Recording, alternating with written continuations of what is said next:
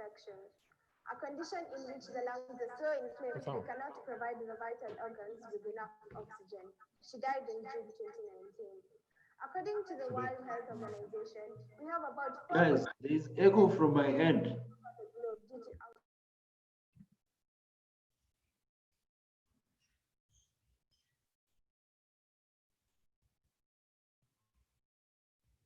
Does not help era. It is at 89, which is closely related to dangerously polluted zones. Research shows that 40% of the patients dying from coronavirus have underlying conditions such as breathing problems and asthma, some of which are caused by outdoor air pollution. So many problems, right? Who has the solution? And I, Masanga Frida from Clean Air KE, has the solution to this. We have come up with outdoor pollution controller machines that clean the air through an inlet.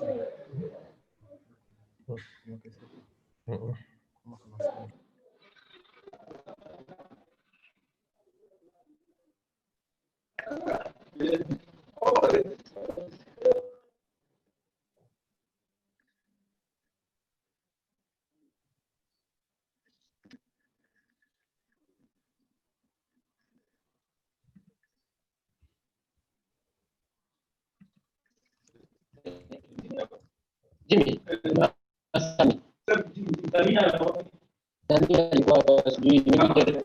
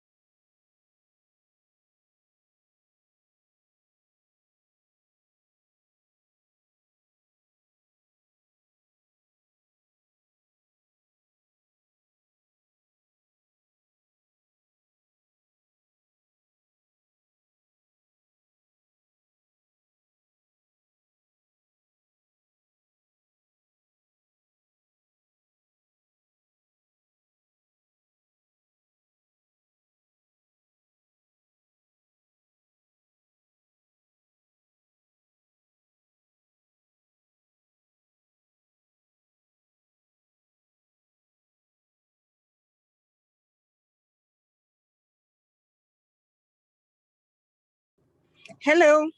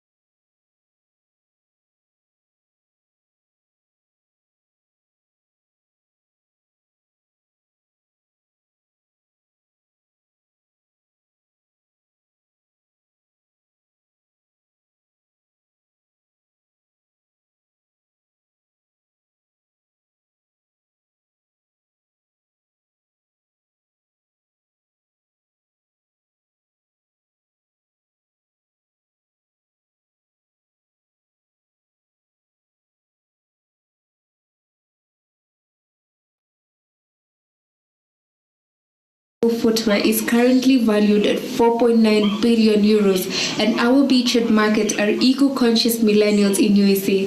The reason why we chose USA is because currently there is a massive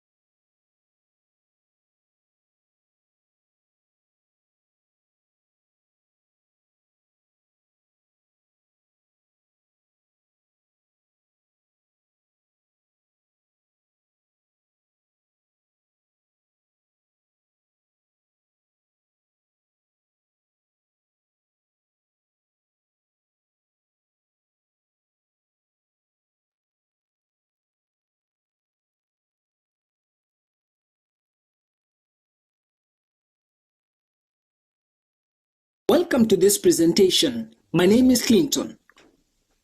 According to recent statistics, for many, however, poultry farm the adoption of innovative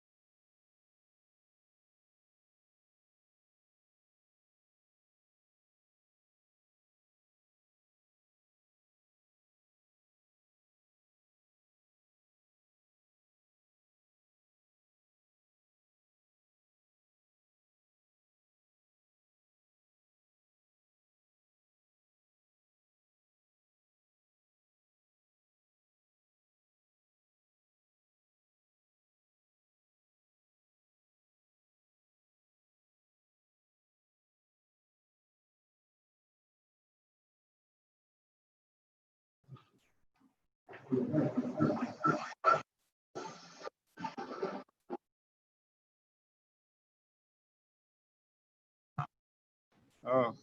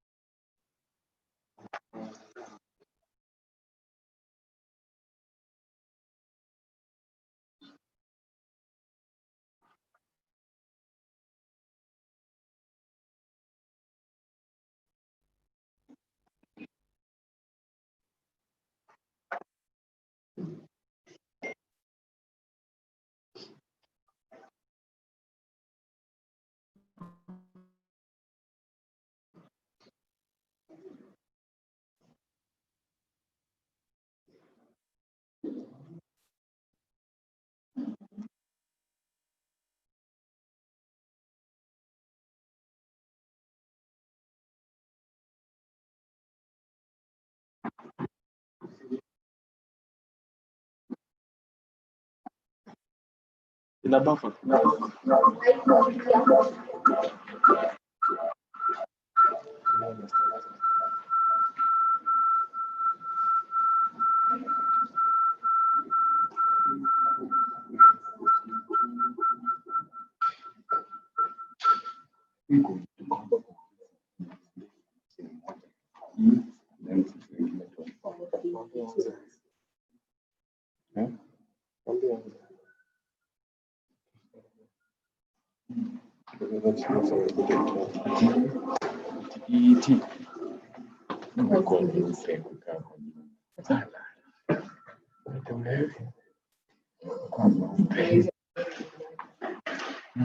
Ndio anachomwa na jua.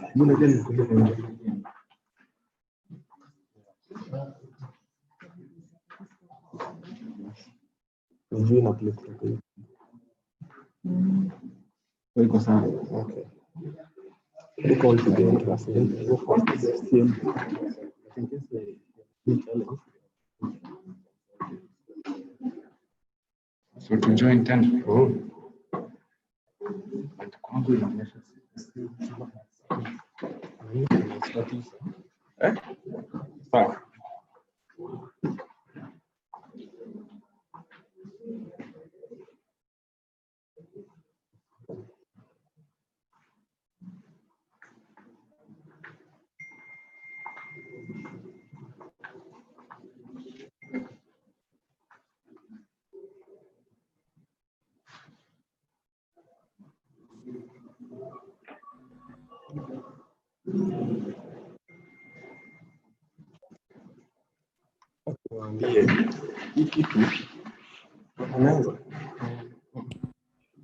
Yes, sir. Good morning, everyone. I hope you can hear me. Yes, we can. Yeah, so welcome to the CLP Kenya National Finals. So today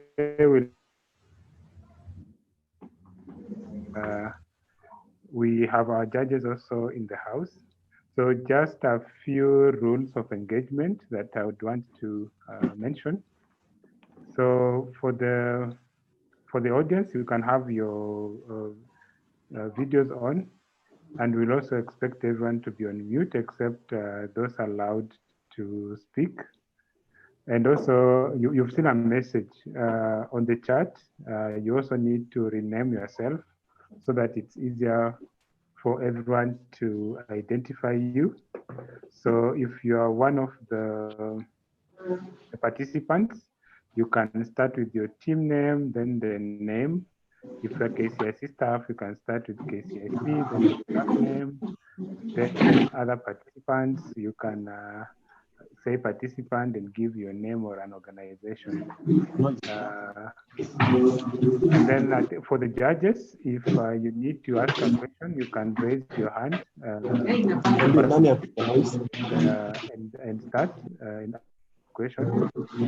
For the other participants, you may not be allowed to ask questions during the session. So those are some of the few ground rules that we have today. So our program should run and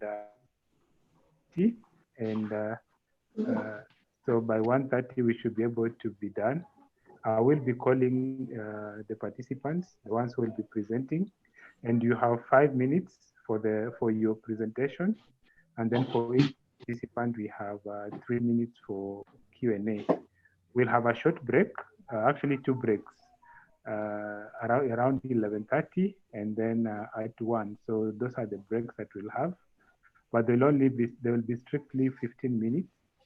So once I announce the break, you make sure you time yourself and be back within 15 minutes. So I think I'll go ahead and invite one of my colleagues, Felix, to give some opening remarks. Then I will introduce the judges before we begin the teaching session. Welcome, Felix. And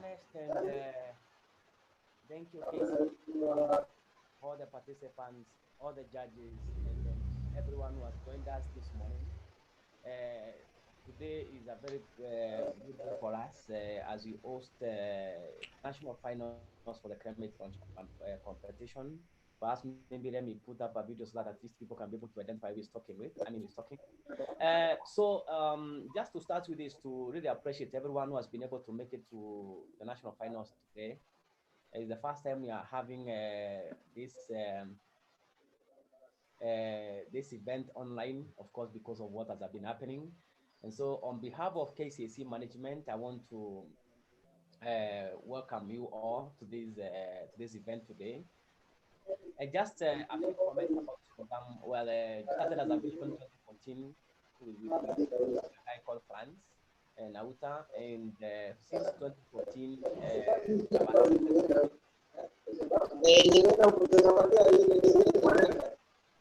somebody talking.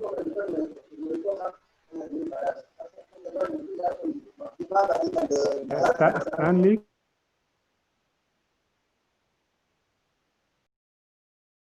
Hello, we're okay now.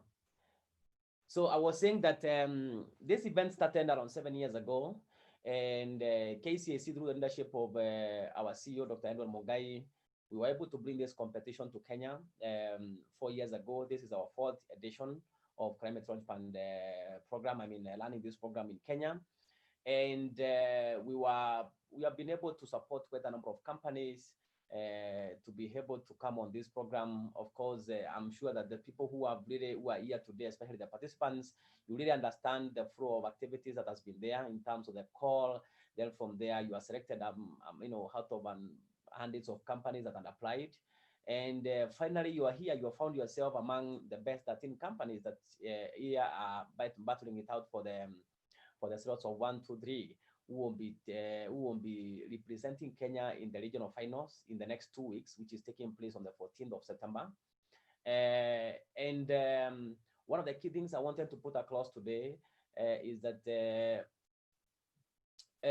this competition has proved to be a good launching ground for clean tech entrepreneurs. And more so, if I want to mention 1 or 2 companies, for example, that have really done well. I think a year or 2 years ago, we had a company called Gel that was able to be, that stopped in Kenya and went to Greece and became #1. And they have been able to do well, secure so much of financing. And now they are rolling out quite a lot of activities that they're intending to roll out in terms of establishing that factory. Second, last year, we had a company called Rife Kenya, which topped in the national finals. And fortunately, they also went to the grand finals in Amsterdam, and they also came top, and they have been able to do quite a lot as of now. And so one of the key things I wanted to put across is that I don't want the people competing just to look at the prize money. You guys want you to look at the bigger picture. It's an opportunity, it's a platform for you to be able to tap from the networks that are here, number one. Second, from the opportunities that KCAC presents you with in terms of perhaps support, and also perhaps in terms of the money that you're able to get as prize money today. But more important is that, guys, you must have the drive to be able to get your companies off the ground and commercialize all that you intend to commercialize in terms of innovations. And so KCAC is there to support you, to ensure that, guys, we have been able we have been there for you for the last couple of weeks in terms of selection, in terms of post-bootcamp training, in terms of the bootcamp training. And here we are now trying to get the best out of the 13 companies. And mark you, that's not to say that the person who does not get 1 or 2, 3, that one does not mean that your idea is not feasible or is not viable. Is that we have today, we have to get the number 1, 2, or 3, because these are competition. We have to get the first and the second and the third person and enterprise to be able to present Kenya into the regional finals, which are taking place in 2 or 3 weeks' time. So one of the key things I want to put across is that the 13 companies that were selected is because you have something that is unique that called the high of the evaluators. And that means you have what it takes to be able to take your company to the next level with or without the support of KCAC. For the people who have come on board, we appreciate that in one way or the other, you should be able to capture and get away with quite a number of support that you'll be able to get from KCAC, and perhaps also from people who are within the audience that is coming on board today. We expect quite a number of people to come on board. I would expect more than 100 people to come on board today. So please take advantage of that big network and speak confidently as you pitch your ideas. Of course, the judges are there to really tell us who will be able to emerge victorious today. And in the next 2 hours to come, we should be able to announce the overall winners. So my simple comments or my simple welcome remarks is that, guys, let's give these guys the necessary support. Let's also adhere to the rules that our MC, Mr. Annes, has been able to put across. Kindly, if you're not talking, please don't, if you're not speaking, please don't, let's try to avoid noise at the background to ensure that at least in the next 2 hours, you have been able to complete this program. Otherwise, on behalf of the management of KCAC and other stakeholders of this program, I warmly welcome each one of us and looking forward to really getting to know who emerges the best today. Thank you. So thank you, Felix. For today, we have 13 teams that will be competing. So we have Pine Kazi, Crop Dog, Ecobora Company, Green Pavers, Lima Lab, Magipap, Asaida Clean Air, Moonlight Initiative, Biogas Incubators, Solar Fresh, Zalisha, and Kenyoka CBO. So those are our 13 contestants for today. And to you contestants, I just want to wish you all the best, and may the best person win today. I also just want to introduce our judges who will be helping us to get the 3 winners for today. We have Florence Kimata from Ministry of Industrialization. We also have Pius Nganga from Capital Strategies, Ariad Molino from Intellecap, and Purity Wainaina from Transformational Business. So those are our judges for today, and we just want to appreciate you for taking time to participate in this event today. So I will be calling the people who will be presenting our participants, and for this pitching session, as I had mentioned, the pitch will be via video. So a video will be played for 15 minutes. Then I will allow 3 minutes for Q&A. And before I go to the next one, I'll also be announcing who will be the next participant to come and present. So even for the participants, just also be ready. And I think for now, we can begin with our first participant, who is Asaida. And maybe I'll ask my technical team in the background. Yes, Felix. Just briefly, can we, if possible, can we see the faces of the judges? It will be good for the participants and also the people who are pitching. Just if the judges are there, they can just their videos just for a minute. Okay, no problem. So I think we can go with the judges. So we had Florence. Maybe if you can wave.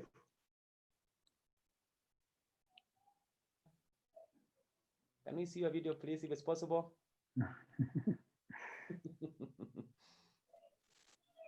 Good morning, participants. Yes, I'm online. Yes, thank you, Florence. Welcome. Thank you very much. Glad to be here. Then we can have Pius.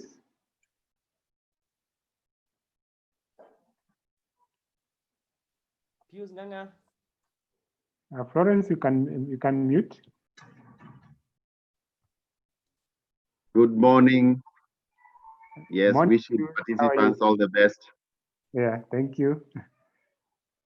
Then we have Ariel.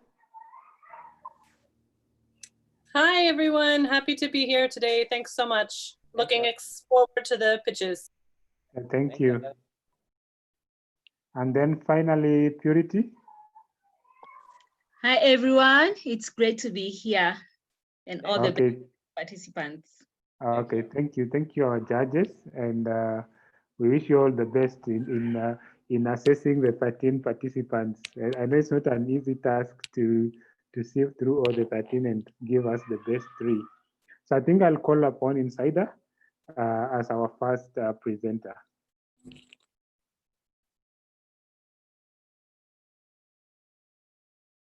Good morning, afternoon. Distinguished judges, ladies and gentlemen, good morning, afternoon. My name is Edwin, founder of Asaida Technologies, Global Alliance for Clean Cooking. GACC has done some research on health implications of indoor air pollution and advocates for solar energy use. We are a solar solution. The deal is to sell solar heaters to membership organizations at €200 per product. Our pitch market is Kenya, and we are targeting 5,000 customers. This graph shows comparison of cost of energy sources. Our solar solution is cost-effective, has no carbon dioxide emissions. Our solution converts sunshine to heat energy because of greenhouse effect. Minimum capacity is 5 liters, and it is easy to tilt for maximum effect. There is work in progress concerning patent, trademarks, copyright. We are also seeking partnership with investors. Giving customer. This footwear is currently valued at 4.9 billion euros, and our beachhead markets are eco-conscious millennials in USA. The reason why we chose USA is because currently there is a massive.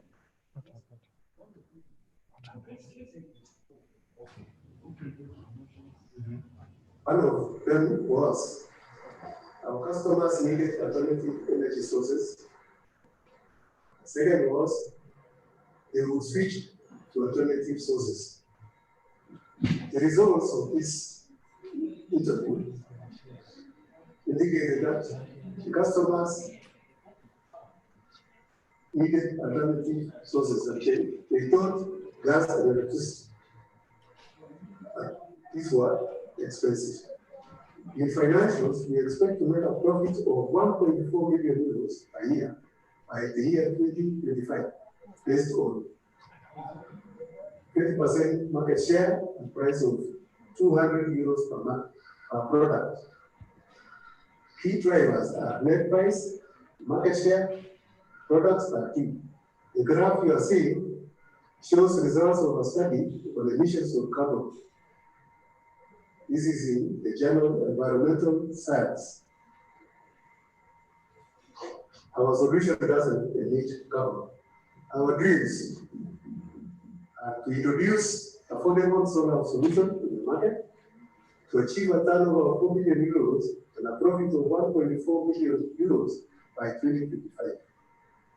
To reduce carbon emissions by 90%. I also want to thank my team for their cooperation. Thank you very much. So thank you, Asaida. So any questions from the judges to the Asaida team? Hi, Ernest. This is Ariel. I have a question. Yes. I have two questions. One is I just wanted to confirm that the product being sold is the solar water heater. And the second question was on the financial slide, there was a mention of 4 products per customer. So I wasn't sure why a particular customer would purchase 4 solar water heaters. So if you can explain that. And sorry, I have a third question, is if you could explain a little bit more about who your target customer is, where they're based, their sort of market segment would be really helpful. Thank you. Okay, so Asaida, Henry, you can answer those 3 first. Thank you very much. The figure that you saw about customer buying 4 units is this particular market is very interesting because we are looking at organizations, membership organizations, and the idea is that these products will be going through organizations. So on average, it shows 4, but then maybe when we have expanded the market share, you would probably see more than 4. Now, in the financials, there was a question about what happens in financials, and that is what I've just said.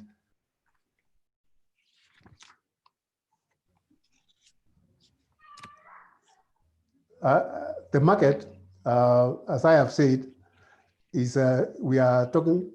Pitch market is Kenya, but then we are likely to scale to East Africa and eventually East and Central Africa. Thank you for that, Henry. So just to confirm, the sales are B2B. Is that correct? You're selling to organizations. It is true that we are selling through these organizations because they have membership.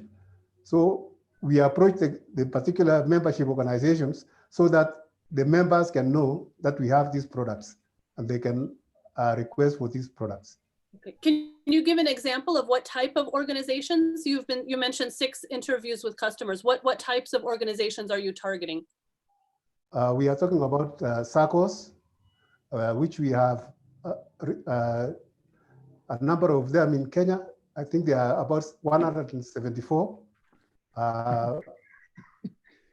SACCOs, which are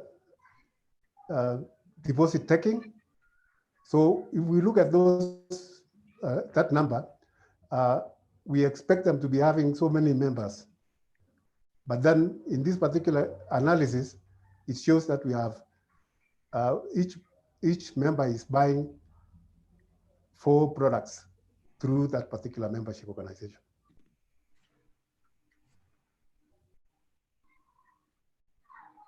Great, thank you.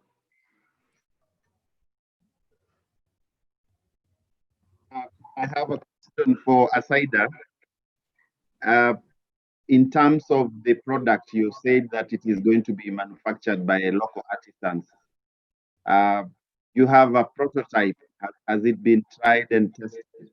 And then once you sell the product, what arrangements do you have in terms of operations and maintenance? because, as you said, your market is in rural areas. Thank you.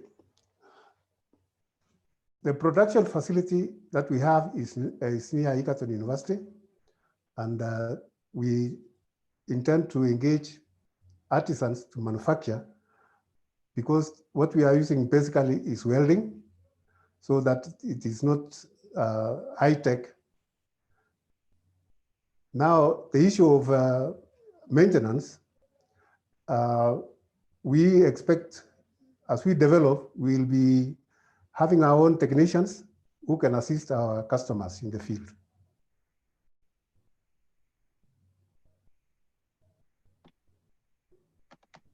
Thank you, Asaida.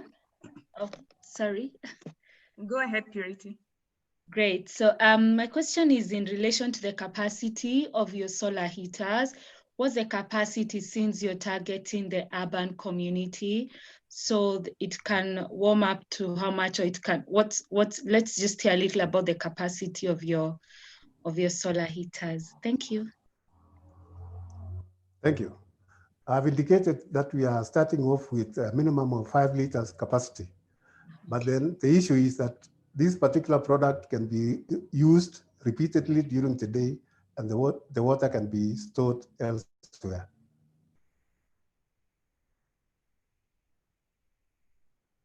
Okay, thank you. Okay, thank you, Henry, for the presentation. I have a few questions for you. So you mentioned that you have 6 customers. Are those 6 customers 6 circles or 6 similar organizations, as you mentioned, circles? Is that what you meant? Actually, what we did actually was we approached smaller circles. Mm-hmm. There has been a problem contacting the larger ones because of this situation of COVID-19. Okay. Every time we call, we are told the person who is in charge is out. So we approached the smaller ones whom they are close to us. Okay, great. Then to my second question about the financials, you mentioned that you are looking at a cost of $200 per unit. Is it dollars or euros? Those are euros. Euros, 200 euros. And then you mentioned that you are targeting to make a profit of 1.4 million euros per year. However, targeting 5,000 customers at 200 euros, you will just get a turnover of 1 million euros. So maybe you might want to look at the financials again, look at your overheads, and then project the profit that would come out of that, because as it is, your revenue would be less than the profit that you're targeting. Excuse me. Yes. Yes.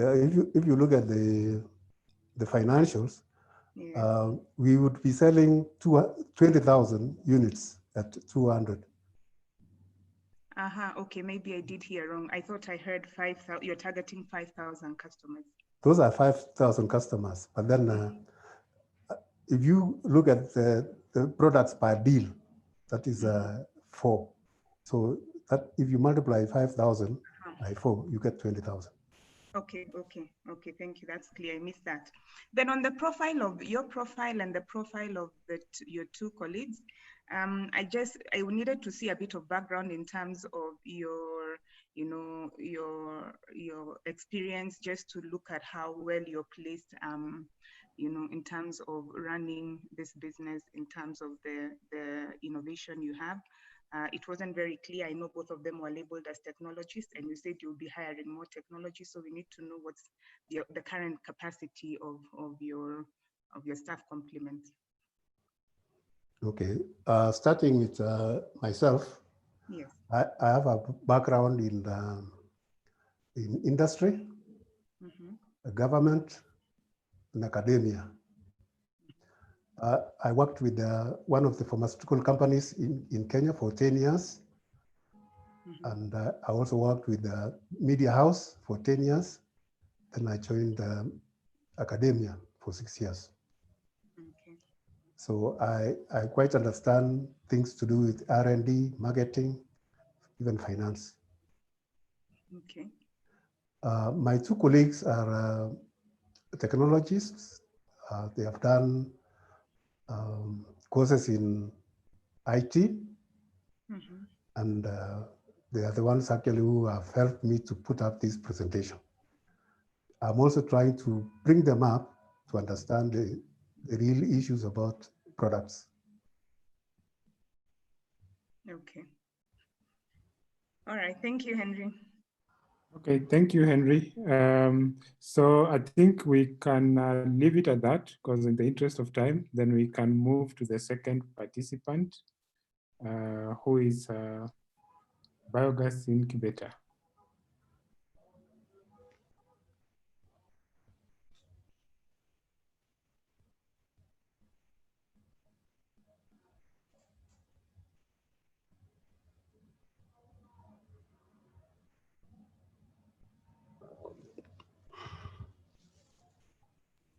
Most rural families, welcome to this presentation. My name is Clinton.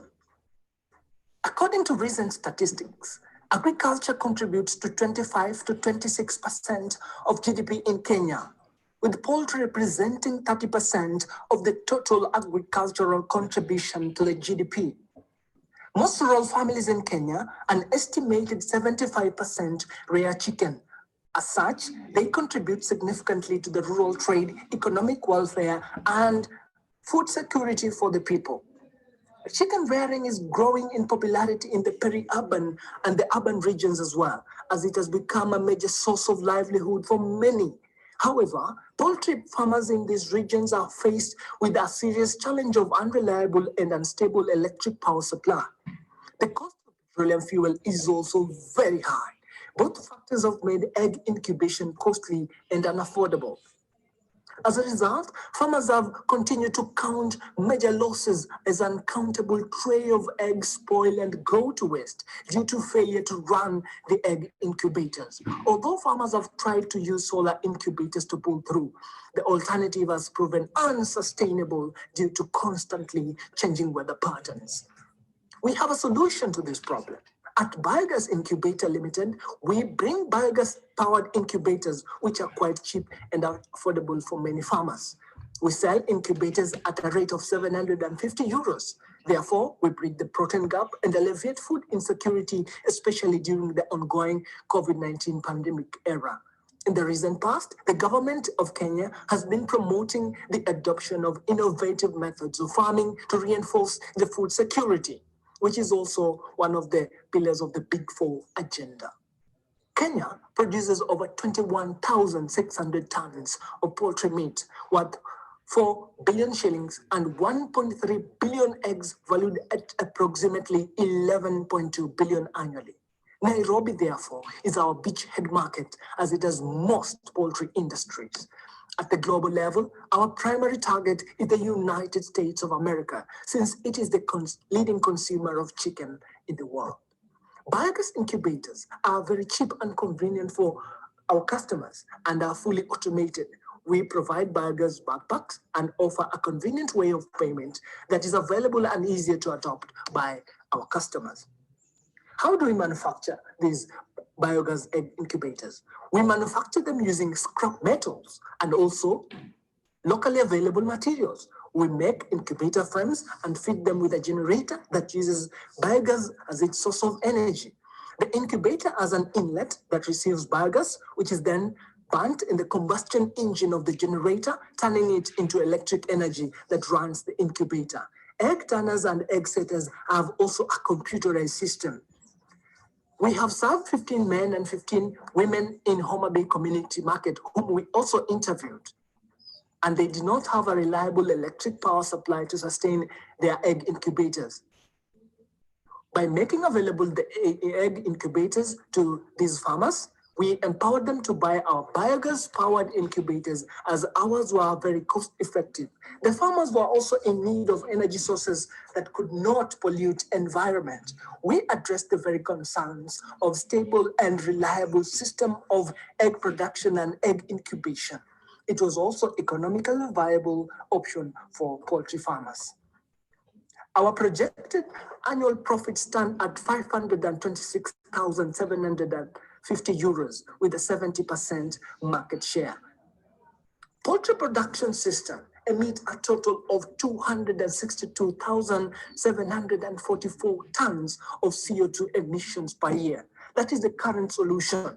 With the introduction of biogas, with 70% of our beachhead market, we save 157,765 tons of carbon dioxide emission, hence taking care of our environment. To make this a reality, we have come together as an amazing team of myself, Awi Clinton, who is a techpreneur and the CEO of Biogas Egg Incubator, and Tony Ombogo, who is a computer scientist.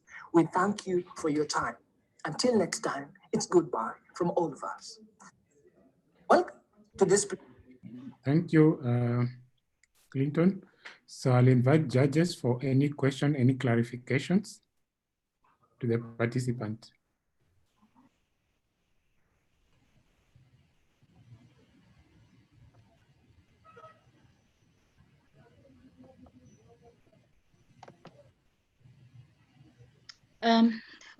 Thanks, Clinton, for your great presentation. My question goes to your product in terms of there's the incubator, but there's also the biogas component. Please help us understand whether these are two different products that you've combined into one, and how that is working, or you have someone else doing the biogas production and you're coming in with the incubator. So is it one? Are they two? How is that working? Just explain that to us a bit. Thank you very much for that question. Now, this is a biogas, the incubator. The biogas incubator is fitted with a generator inside. It's a portable. So there is an engine fitted in the incubator that is going to get the methane, the biogas from the biogas digester. So it is one product, only that we have integrated the biogas engine in the incubator. So it has an inlet that gets the biogas from outside, from the digester. It channels methane, that is biogas, into the generator. So the generator is in the incubator itself. So we have integrated a technology of integrating biogas inside the incubator machine. Thank you. Yeah, so my question is, are you the ones doing the biogas, the product, the bit of helping the farmer like produce the biogas, or are you coming with your equipment and then now expecting them to already have a standalone biogas processor? That's my question.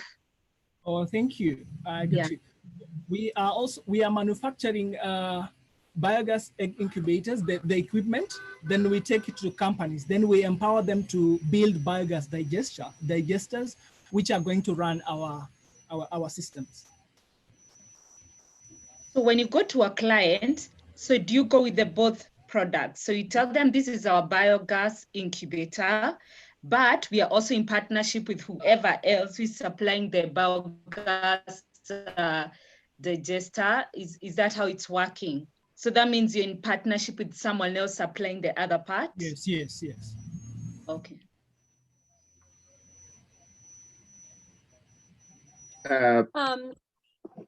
Thank you, biogas incubator entrepreneurs. I have two questions for you. Some are related to what PVT has asked. The first one is obviously to operate a biogas, you will need the inputs. What kind of inputs will be going into the biodigester so that it can generate that energy to power the incubator? Then the other question is, you talked about a profit of 526,750 euros. Can you break that down in terms of how many units? And then lastly, you've also talked about organizing financing to the farmers? Are you the ones to provide the finance, or have you already thought about financial linkages with financial institutions that would support the farmers who actually acquire the units? Okay, thank you for that question. About the biogas, we are using waste energy for waste materials. For example, the dung from the cow and the kitchen refuse that is going to be channeled into the biogas, and that is going to give us the biogas itself. And we are also partnering with organizations that are going to support us in terms of financials. About the product itself, the 750, because this biogas egg incubator is a 20,000 capacity of egg. So that goes at 150,000 Kenyan shillings.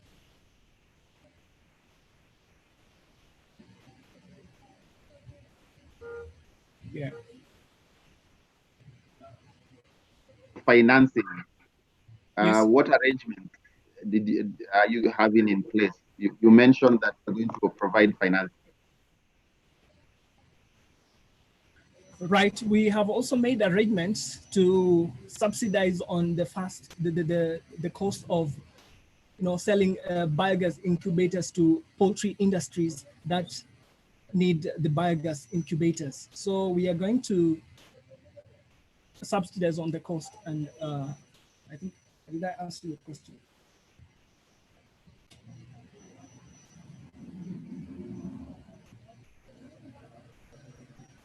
Thanks, Clinton, for that.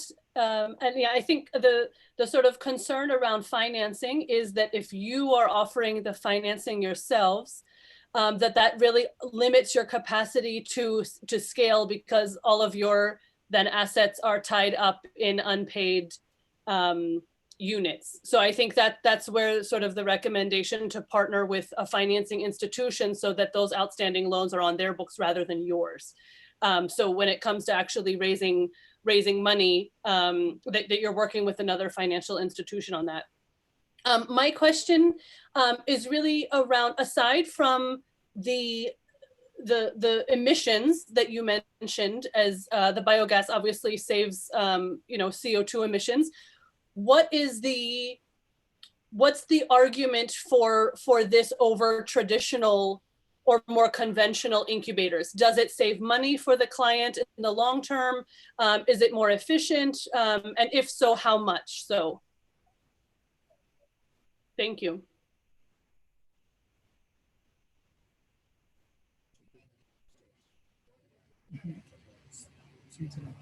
Thank you for that question. Our biogas egg incubators over the conventional egg incubation machines. Let's take, for example, electric egg incubators. Sometimes eggs are very critical, and when there is unstable electricity, maybe there is blackout, the eggs will get spoiled. Thousands of eggs just go to waste. Let's take, for example, the solar incubators and the changing weather patterns. There is no sunshine. The eggs are going to get spoiled. Remember, we are introducing biogas energy that is efficient. We only need the gas itself. And so our biogas incubators are very efficient, and we assure customers that there is constant supply of energy, which is very clean. And how does your price point compare with the others, the electric and the solar? Is it less expensive? Is it on the same cost level relatively? Ours is on the same level with the solar and the electric. So it depends on the capacity of our incubators. Right. Okay. Super. And one last question is have you sold this to any customers yet, or you are just sort of using a prototype as of now? Has anyone actually purchased this yet? No, we have worked on the prototype at Moi University, so we have the real prototype right now, and it's ready to go to the market. And you've hatched eggs, chicks from it. Yeah. Thanks. Great idea.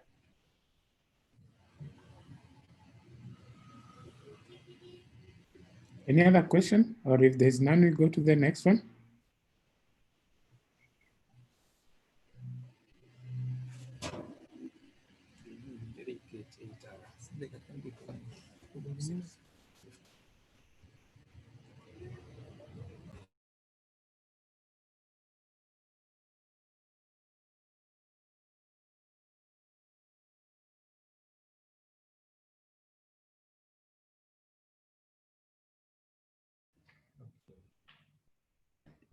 Hafsa Akada, a 2-year-old resident of Syokimau, succumbed to acute respiratory tract infection, a condition in which the lungs are so inflamed they cannot provide the vital organs with enough oxygen. She died in June 2019. According to the World Health Organization, we have about 4.2 million deaths annually all over the globe due to outdoor air pollution. Here in Kenya, we have about 18,000 people dying annually for this same reason. The air quality index of Kenya does not help either. It is at 89, which is closely related to dangerously polluted zones. Research shows that 40% of the patients dying from coronavirus have underlying conditions such as breathing problems and asthma, some of which are caused by outdoor air pollution. So many problems, right? Who has the solution? And I, Masenga Frida from Clean Air KE, has the solution to this. We have come up with outdoor pollution controller machines that clean the air through an inlet purification mechanism and an outlet to bring out clean air. Our machines are fitted with display panels, which we will use to sell advertising space to companies and brands at a rate of $300 weekly. Africa is home to about 200,000 airports, learning institutions, religious centers, busy roads and junctions, and many more. East Africa is home to about 100,000 of the same. Nairobi is home to about 15,000 of the same. Having this in mind, we decided to choose Nairobi as our beachhead market, which we will use to expand to East Africa and Africa, hopefully. For our customers, we are giving them 1, clean air within their surroundings, and 2, a cheaper means of advertising on our panels. Our product is of 120 feet radius and boasts of the following competitive advantages. 1, the use of a patent filtration technology to clean out small particulates of matter such as sulfur dioxide, carbon dioxide, and ozone. 2, the use of HEPA technology. In fact, we are working on a new machine that uses HEPA technologies to produce heat that kills microorganisms and other pathogens. Our product is locally manufactured, hence low cost of production. To better understand our customer, we interviewed 15 malls and 1 airport. The following were our key assumptions. 1, people experience both indoor and outdoor air pollution. 2, the cost is affordable. And 3, our product is environmentally sustainable. We learned that 1, our cost is affordable, and 2, we have an easier entry into the market, especially with the current global pandemic. Our financials are closely related to our beachhead market. As I earlier stated, Nairobi is a developed urban center that is home to 15,000 malls, airports, learning institutions, etc. We target 40% of our beachhead market, which translates to approximately 6,000. Good things take time. As a young entrepreneur, you make mistakes, you learn, and you grow. With us aimed to be valued at $1.5 million by 2025, with our key value drivers being the cost of our machines and number of clients. We are not only concerned with money, but also the health of our climate. Our machines aim to reduce carbon emissions by 91% in 1 year, stop acid rain, and lower increase in temperature. I have an amazing team of Margaret Wanjiku, who is good with numbers, hence has taken up the financial position, Lewis Ndungi as our engineer, and I, Masenga Frida, as the CEO. Our dreams are to help 5 million Kenyans in densely populated areas breathe clean air, to be valued at $1.5 million by 2025, and 3, reduce the number of deaths caused by outdoor air pollution. I hope I get to save another Hafsa from dying. Thank you. Thank you, Frida. So I'll invite the judges for any questions, any clarifications. Hi, Ernest and Frida. Ariel here. Really great presentation, Frida. Thank you for that. And really exciting technology. What I would like to understand is, in your pitch, you mentioned that the advertising space is more affordable on this. But how is it more affordable? Because I assume that there's a higher cost of the technology, and I assume there's some level of maintenance, right? On the filters, on the cleaning agents that's purifying the air, than I guess a traditional sort of advertising space would have. So I guess my question is, what's the exact cost of the actual product, like the infrastructure, and then what is the price point that you're looking at specifically for the advertisement? So just trying to understand the cost economics there. And just wanted to mention, lovely to see several women founders in your presentation, as the previous one were all led by gentlemen. So kudos to you on a women-led team.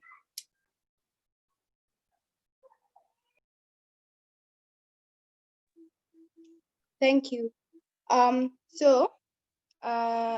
machines, we have partnered with an Indian company that is going to supply us with the important parts that we need for our machine. On advertising space, we are charging companies and brands $300 to advertise on our panels, and this is weekly. So it is important to note that other media outlets such as the TV, the radio, the newspapers the billboards, they are very, very, very costly to advertise. For example, to advertise in Citizen for approximately 1 minute, you get to pay, for a span of 1 month, you get to pay approximately 1 million Kenyan shillings, which is actually very costly for companies and brands that are actually looking to start up, so those are our target, the target companies that we are hoping to sell to. What other question did you have? So the other question is around the cost of maintenance. So what is the cost of the monthly maintenance for the air purifiers? The cost of maintenance for air purifiers is not that costly. It is approximately $20 weekly. So once we have assembled the machine and it has cleaned out all these particles in air, obviously it will go to a patent filtration system, and our engineer Lewis Ndumi is responsible for cleaning out our machines maybe twice or thrice weekly. And don't worry, our way of cleaning is very environmentally friendly. It has no dangerous hazards into the environment. Yes. Great, thank you. Frida? Thank you, Yeah. Frida, for your presentation. I have 2 questions which are related to what Nas and the first one is obviously when I look at the cost, you put your cost at $200 and selling at $300. Pardon? Besides the cost of maintaining the unit, there are also other costs, especially when you're talking about outdoor advertising. There are license, and usually the license costs for from the county are actually very steep. So I don't know whether that has been factored in the cost that you have put at 100. Then number 2 is that the space that you want to play at is quite competitive with established players. There are many outdoor advertising companies that are well established. What strategy are you going to put in place to be able to compete in a space that already has very established players? So to answer your question, yes, there are many established outdoor advertising space, but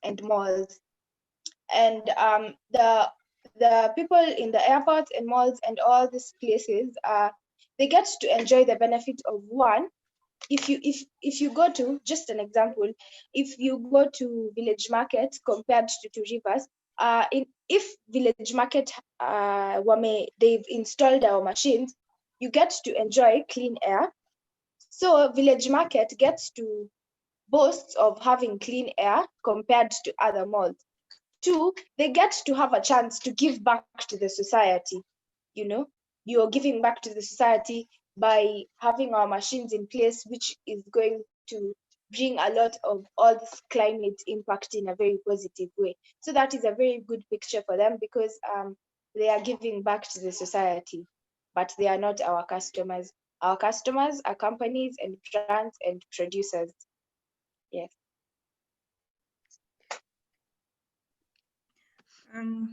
Purity, this is Florence. I have two questions for you.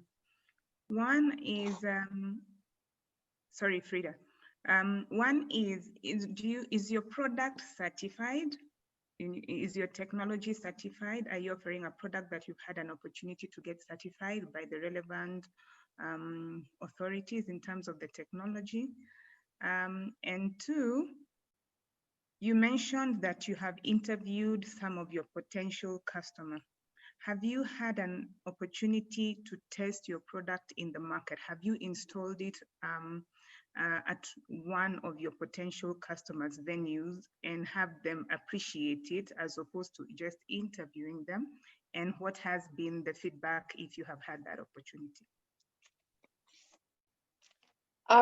So we have not had, unfortunately, we have not had the opportunity to test our product.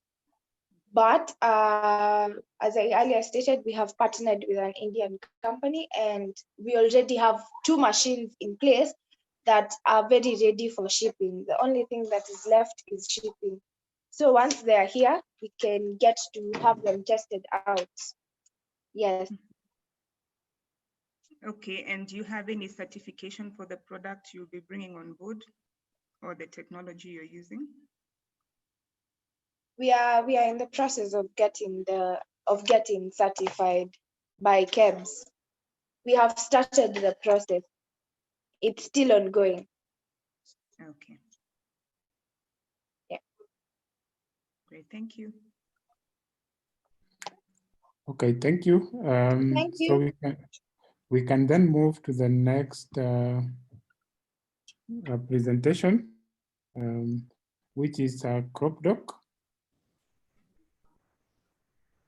Hi, my name is Bernard, and I'm the lead developer at CropDoc. At CropDoc, we help make farmlands more productive by championing the adoption of climate-smart agriculture. We have developed a web and mobile solution that assists farmers to better diagnose their plants for pests and diseases. We offer recommendations on the best solutions in the market to combat these challenges and connect farmers to local agro-dealers within their locality from where they can purchase these solutions. We make our money by sending targeted customer leads to our agro-dealers for an annual subscription fee of $50. And by targeted, we mean 1, customers who have identified a problem within their farm, customers who have expressed an interest in obtaining a solution to this problem, and 3, customers who live within the locality of the agro-supplier. Agro manufacturers provide us the best chance to conquer our target market. In turn, we offer a wider reach for their solutions. We offer a larger customer base and send targeted customer leads to agro dealers who are on our platform that work with these agro manufacturers. Did you know that 64% of farmers have to travel a longer distance just to get advice on their farm inputs? A further 12% have no access whatsoever to any agro dealer within their locality. At CropDoc, our agro dealers get access to 37% more customers and are able to save up to $132 on customer acquisition costs every year. So how does this work? A farmer will take a photo of their crop and upload it to our platform. In turn, we'll get back to the customer with information, the type of disease, if any, that is affecting their crop. We'll give the best we'll give recommendations on the best solutions in the market to combat this disease. And we'll connect them to a local agro dealer in their area from where they can purchase this solution. Our platform offers 94% accuracy in detecting the various types of diseases, which is far much better than anything in the market right now. In turn, it is highly scalable. With a few configuration of our cloud solution, we can be in any country in the world. Globally, we are the first company to bring this solution to market. A closer second is Plantix, but our business models are quite different. With Plantix, they have a partnership with one company called BASF, where they charge the BASF customers a small fee every time they access their platform. And our market looks very promising. Our beachhead market currently has 50,000 customers. We're looking to capture 50% of this market. Under $50 every year, we are looking to make 1,125,000 every year. 75% of the nitrogen dioxide gas that is in our atmosphere is as a result of pesticides and fertilizers that are used in agriculture. Nitrogen dioxide is 300 times more dangerous than carbon. By us discouraging the use of pesticides and fertilizers that have already been classified as harmful, we are able to cut down the emissions of nitrogen dioxide gas by up to 34%. And our team is made up of Bruce Santosian, who's our business development manager and an environmental engineer by training. He is also the brains behind Santosian Academy and Gratu Media. And I, Bernard Ngaruya, who brings extensive research championing the adoption of clean energy solutions in Africa and experience implementing customer experience initiatives as biggest mobile banking networks. Thank you. Thank you, Crop Doc. So I'll invite some questions from the judges.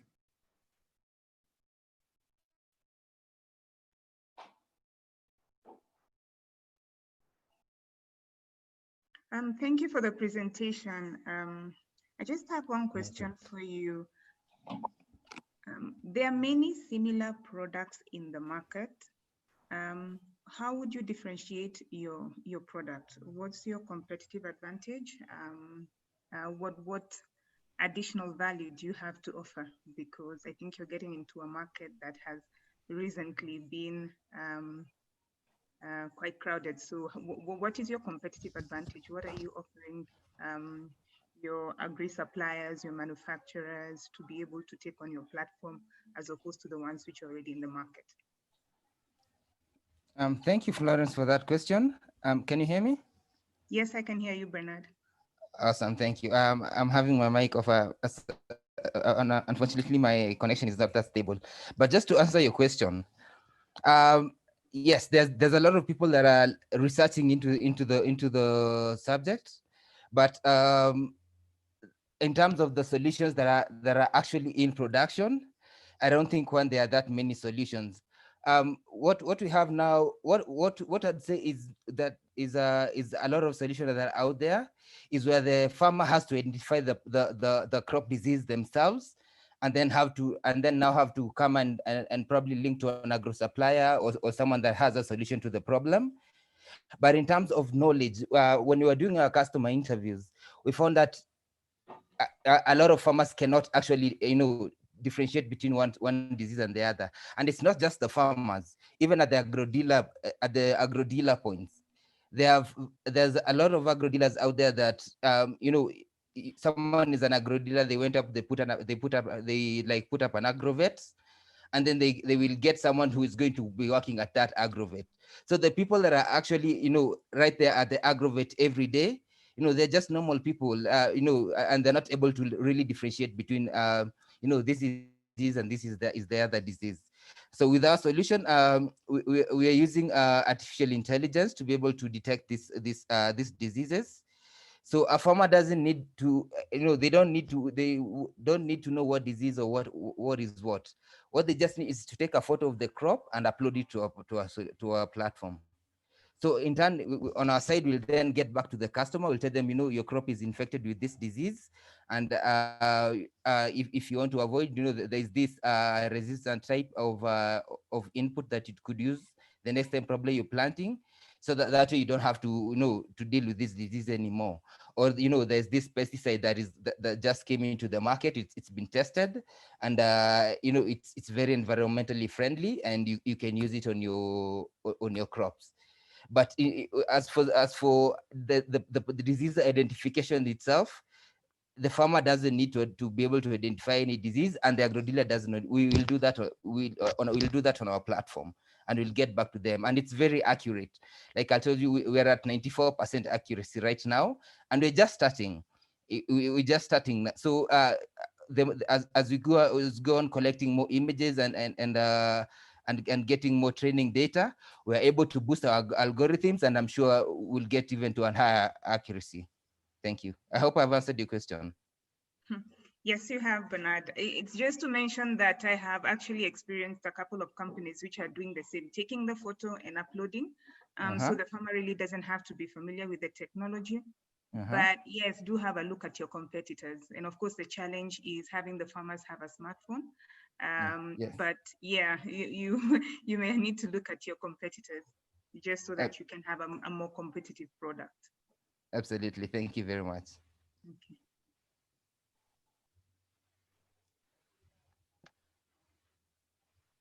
Ben, my question to you is around something that Florence has touched on.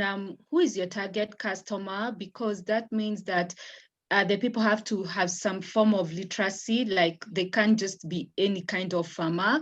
And secondly, they must have a smartphone. Have you thought of, for customers who don't have smartphones, what other options are available? And when we talk of 94% accuracy, who have we reached out to?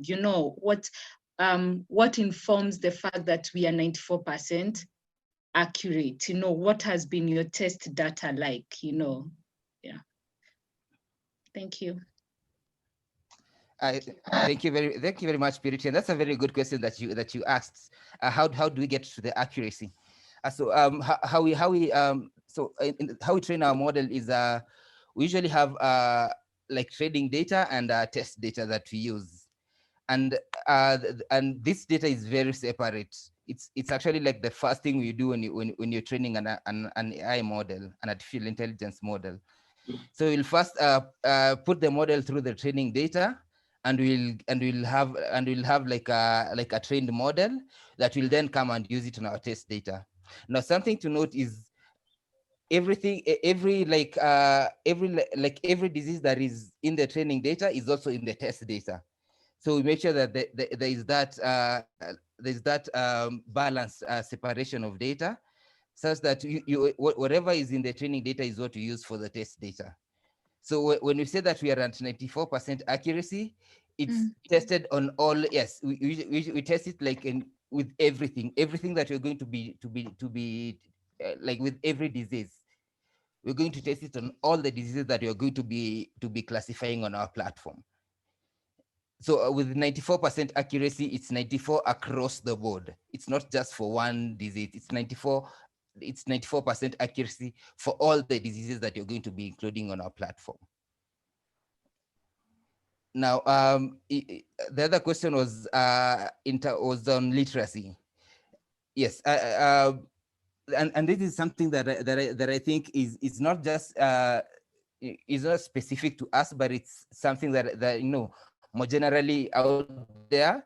When you're working with farmers, there's always that chance that one farmer might not be able to to just log into your platform and use this technology, and that is why we are going to we are approaching our farmers through the agro dealers and the agro manufacturers. These agro dealers and agro manufacturers are people that that are in the field. They are right there with the customer, with the farmers every day, working with them. So by us going through the agro dealers, anytime anytime say a farmer has a problem probably accessing the platform, they will always have someone that they can go to, and in case of any challenges, they can be able to take them through it personally right there at the field. If they are going to go to their local agro dealer, I know the agro dealers who usually go out to the farmers in the field, so they will always have someone that will be there with them, at least to show them around. We'll also on our platform we have like video tutorials where we take our customers through how to use the product. But in case they are not able to follow what is in the platform, they can always have a person at the field with the agro dealers where they can get their assistance. Now, in terms of our customer, the agro dealer is our customer. The person that is selling the solution. Those are our customers. We help them reach this. We provide a platform where they can come in and they can interact with these farmers, where the farmer doesn't really need to travel all the way just to come and see the agro dealer. Whatever the farmer uploads, and say the farmer has uploaded an image, and they discover that my crop is infected with this disease, then they can be able to immediately we're able to immediately redirect them to WhatsApp, and they can talk to the agro dealer, and hopefully get to purchase a solution for the challenges that they are facing. I hope I've answered your question. Yes, you have. Thank you. Thank you, Bernard, for your presentation. My question relates to the model around who pays. I know you mentioned that the agro dealers will be paying annual fee of $50. Yes. Now, when I look at your financial, you say that you're expecting about 1.2 million. So that when I do a quick back on the envelope computation, that looks like recruiting 24,000 agro dealers. I just want to understand what method will you use to recruit this huge number of agro dealers to sustain your model, given that what Florence has said, there are already other players in the market. Thank you for your question. Our approach is our approach is actually to work with agro manufacturers. Currently, we are having talks with Amiran, and we are also having talks with One Acre Fund. So through this agro manufacturers, we're able to get through to a lot of agro dealers in one go. So the whole recruitment process is it's kind of fast tracked by us going through the agro dealers. Now, in terms of the competition, yes, I know there's and while there might be other people that are looking into the whole problem, I personally have not met anyone that has the level of accuracy that we are able to provide for agro dealers.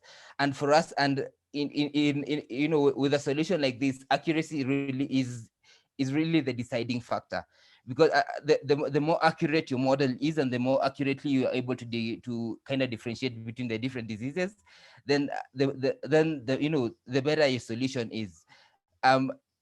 It's true. I know there are a few people that are working around this solution, but you can rest assured there's no one that has accuracy that comes anything close to what we're able to offer our customers. Thank you. I hope I've answered your question. Yes, you have. Thank you.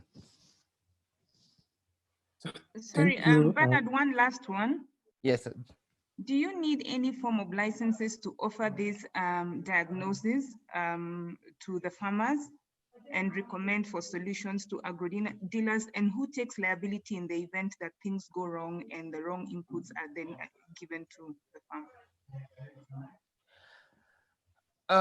Yes, no, that's a good question. In terms of licensing, there's really no like licensing certification, like a certification body with this.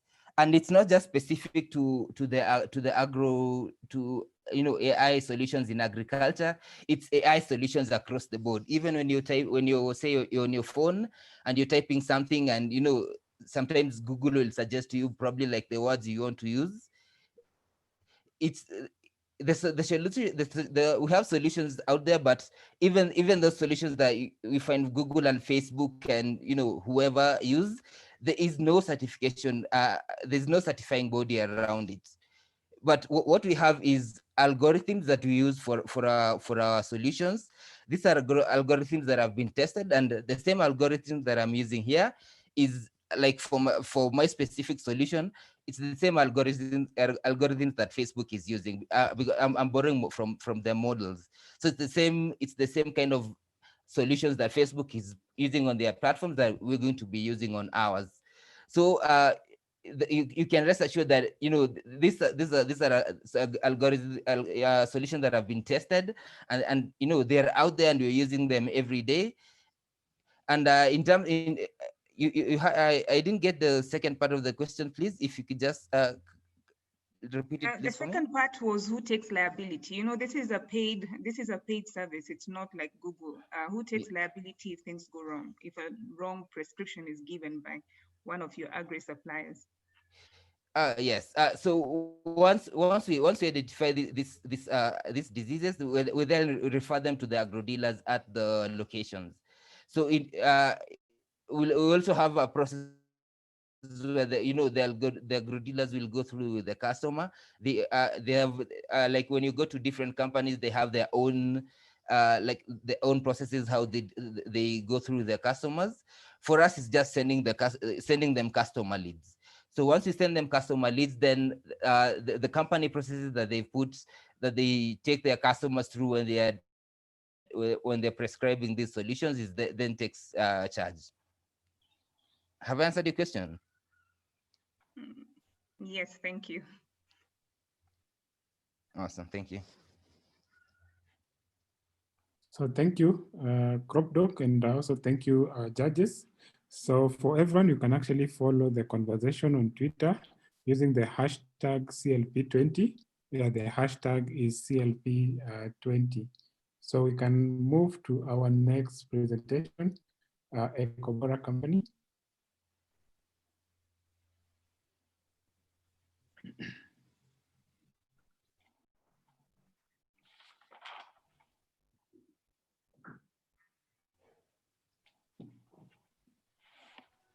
I think it's Ecobora, not Green Pavers.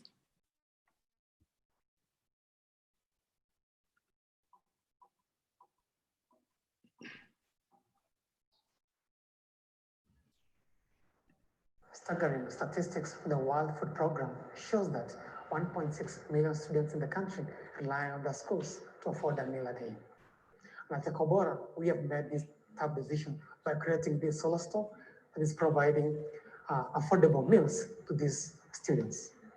We are providing these secondary schools with a solar cooking stoves, and in turn, they are paying us 10,000 euros per unit, and that is our deal. We're targeting a beachhead market of 10,000 secondary schools in Kenya, and these schools are cooking using firewood.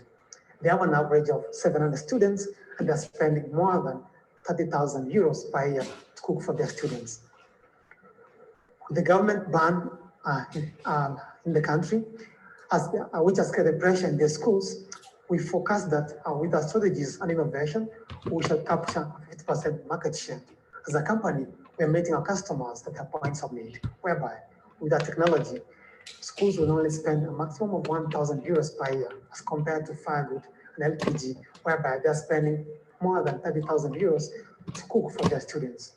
And this money they're saving, they'll use this money to create labs for their students, create libraries for their students, and even maybe upgrade their dads, because everybody loves food. Ladies and gentlemen, today we're introducing to you our award-winning patented solar cooking stove, which works in 3 very simple steps. The first step, we collect the sun's energy. Step number 2, we store this heat energy in our heat storage tank. And lastly, we use this energy to power the cook stove to provide delicious food for students. This is the future of cooking. We pride ourselves to be a customer-centric organizations whereby we carried out a 6-month market validation study and learned that schools spend a minimum of 240 tons per year of firewood to provide food for their students. And these schools are spending a minimum of 30,000 euros to purchase this firewood. We also learned that these schools are in dire need of affordable and clean cooking solutions. And lastly, they want to provide better learning infrastructure for their students. With this study, we ended up signing 5 contracts with 5 various schools, which we are actively servicing at the moment. As a company, we also want to make money. And by the year 2024, we project a profit of 750,000 euros, which will be created by servicing 500 schools. And for us, our key drivers are the cost of the stoves, the price of these stoves, and the number of schools we have supported. With our technology, we shall create a profound climate impact, whereby we project that we should be able to reduce or save 240 metric tons of trees from being converted into firewood and save more than 150,000 tons of CO2 being emitted from these schools per year. Lastly, this is our amazing entrepreneurial team made up of entrepreneurs, engineers, innovators, and even enthusiasts, from Mrs. Mwangi to Mr. Mageto, who are lead engineers, to Mrs. Mary Auma, who's in charge of our marketing, and to Mrs. Mary Becky, who's in charge of protecting our bottom line. And to our CEO, Mr. David, who brings on board the industrial experience which we require. And lastly, I've been Justin Abuga, who's in charge of the business development, protecting our customers and our investors' values. And lastly, our dream, hope, and prayer as a business and as a team is that no school-going child should be able to make a tough choice of either learning or getting food. Thank you very much. So thank you. So we can take the questions, and I think I can't remind our judges, we have 3 minutes for question. So let's try and maintain 3 minutes. So any question, participant?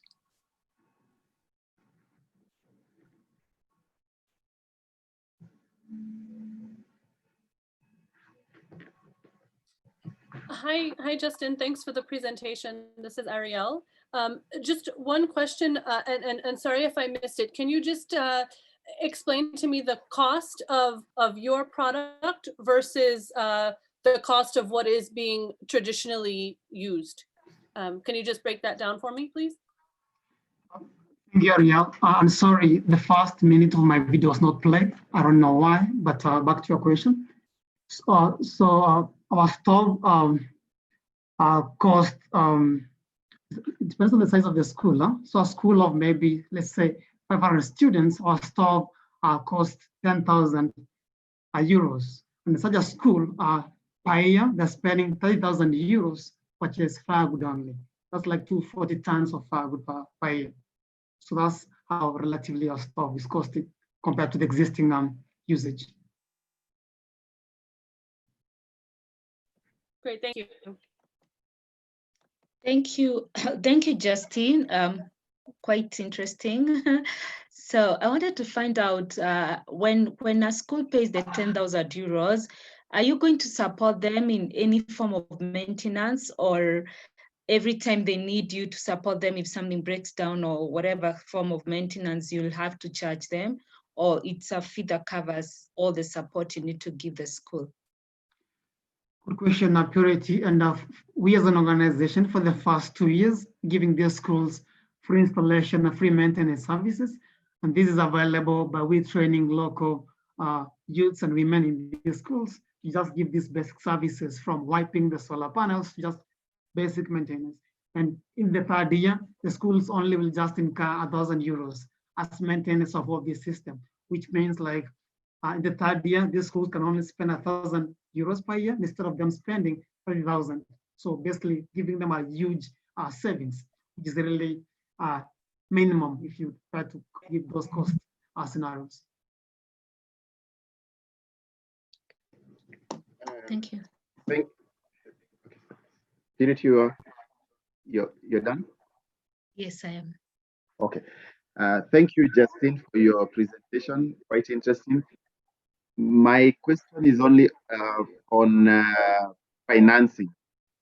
$10,000 for a school may be a huge upfront cost for many schools, especially in our context. How are you going to finance? How are the schools? What arrangements do you have in place for schools to be able to pay this? Thank you, Pius, for raising that up. And so if you go back to our beachhead market, we are targeting these schools with an average of 500 students and above. These are averagely funded secondary schools.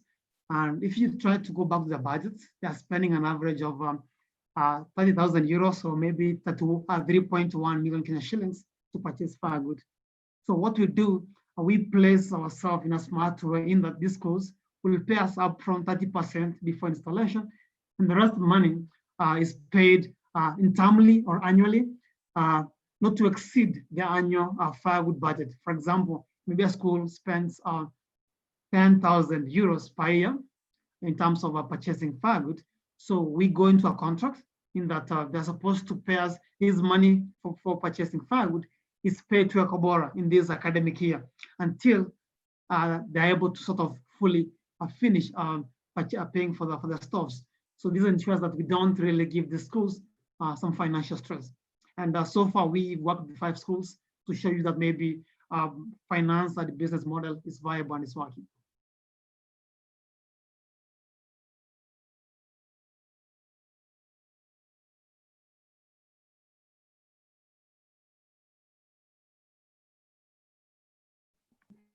Any more questions, or we can then move to the next presentation?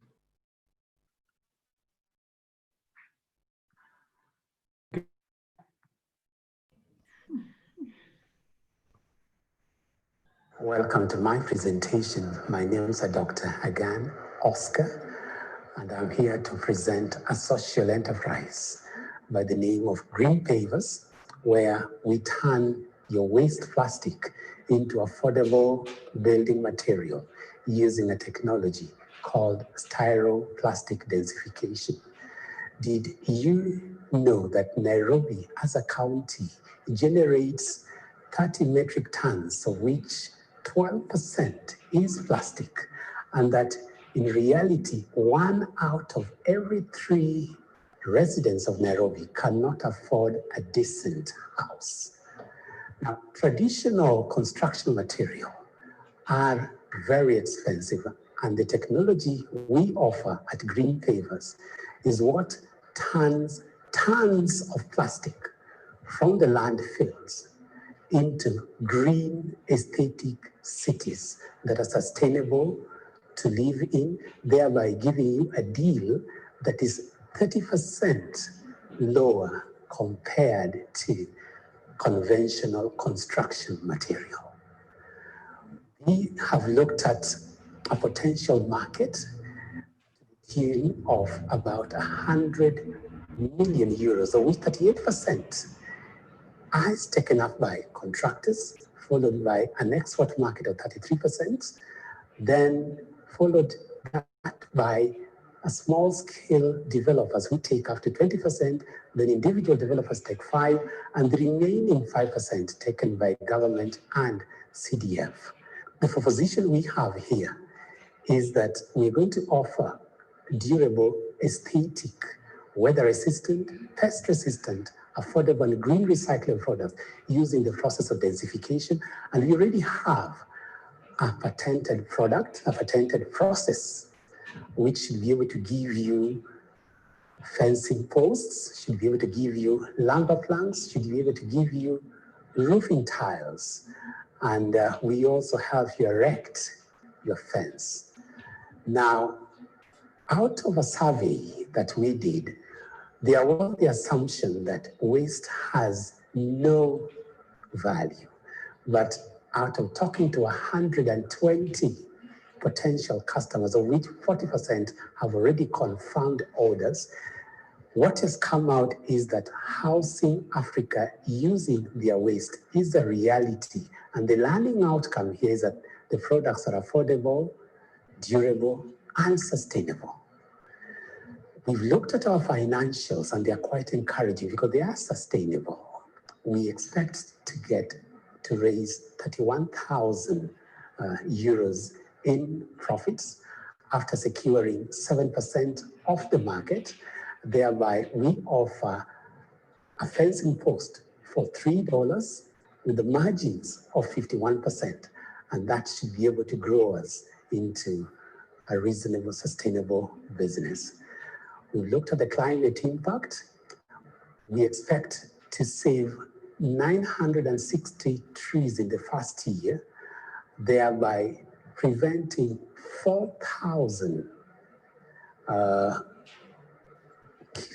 kilos of CO2 emissions into the atmosphere and generate about 400 jobs in the first year. And that makes green pavers a green technology to adapt.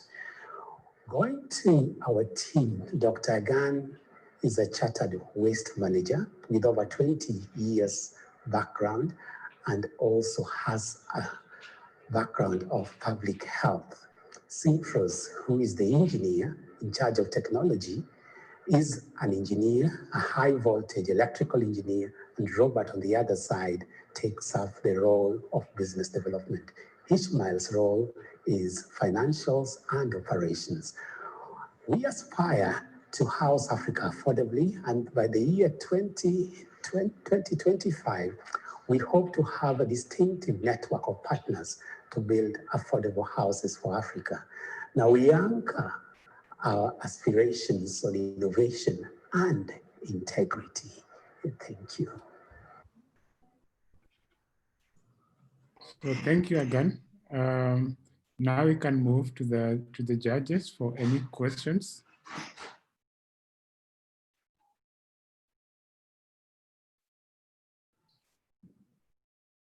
Our judges for any questions.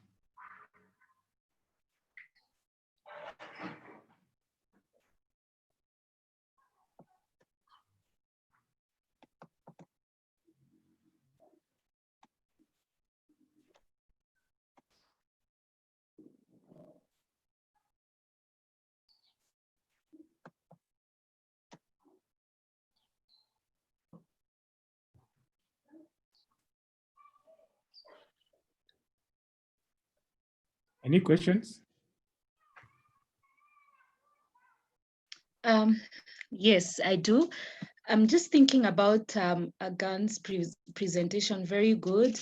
Probably I missed something, but if you could just go, if you could explain a little more on the housing solution with the product he's offering, because when I look at the picture he gave, there was the luba, the you know, like the garden, then there was the roofing material, and there was the poles. So is there anything else from your production that goes into housing other than the roofing and the poles? Maybe you can just clarify that. Right, there are products we come up with. I've not mentioned it there, but we got a plastic block already, and we got a solar roof, a solar embedded roof tile already, and we are rolling it out very soon.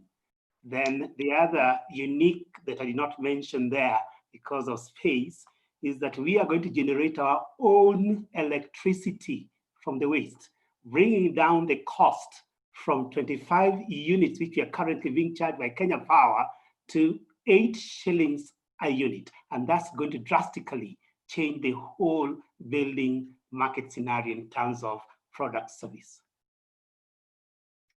Okay, then I think it's very important. Thank you for that, that comes out clearly, because your main selling point is the housing solution. So if there's a block already, I think it would be just important to actually put it there, because that gives more energy, more impetus to your presentation, because blocks now is a bigger part of the housing problem than just the roofing. So yeah, but other than that, I think the idea is awesome. Thank you. Good. Just for your information, Purity, when you're doing a house, the roof is a lot more costly compared to the block. That's why we focused on the roofing product. But the reality, the roof is more costly and much more of a problem to the market than the block. But we already have the solution. Thank you for the comment. Okay.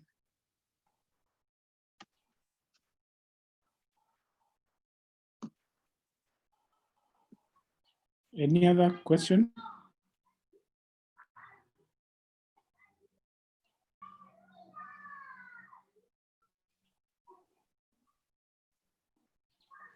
So if we don't have any other question, then we can then have our commercial break, a 10 minutes commercial break, and we can reconvene at 12 o'clock. So we have a 10 minutes commercial break. So let's reconvene at 12 o'clock. And when we come back, we'll have Lima Maji to present. So take a quick break, maybe get some water, some coffee, then we come back and continue.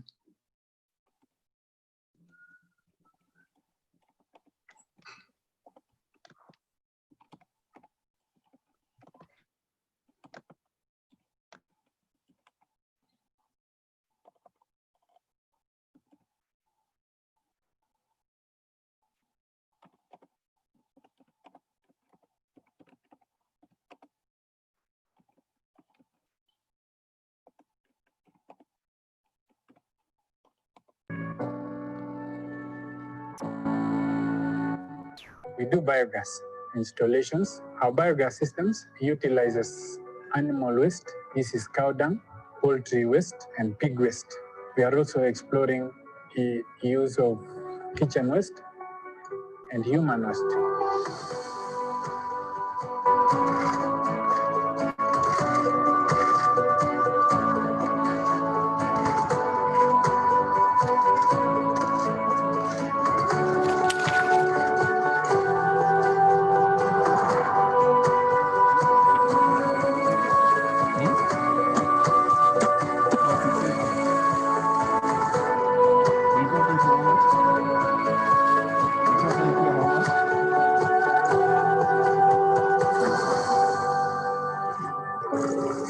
So the advantages of using biogas are it's clean energy, no pollution. It is very cheap and readily available wherever there is animal waste, and it is sustainable. As long as you have animal waste, you will always be able to generate your biogas. Besides the gas you obtain, you are also able to generate organic fertilizer for use at your farm, and you are able to control, to manage waste. For example, chicken waste that can cause a bad smell. The most common use is cooking. Other uses include water heating in place of the instant showers, or heating water for bathing using LPG. I have a number of clients who have used it for brooding young chicks for about 3 months, saving them the cost of using charcoal or electricity.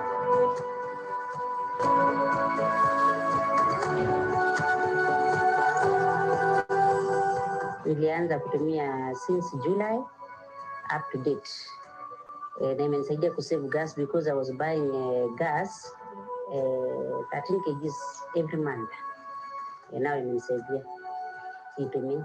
Alafu another thing, imenisaidia kubrood vifaranga for 1 month. In the near future kuna hiyo kutumia kama shower na bado itatumika kama brooder. Juu bado naendeleta vifaranga wengine in the next like 2 to 3 months. Ningesema smart acres waweze kuongeza some services. Isiwe tu kupika tunapika naye, walete vitu zingine sala like shower, vitu kama hizo. We are exploring clients who will now be using them for lighting and for powering small petrol engines.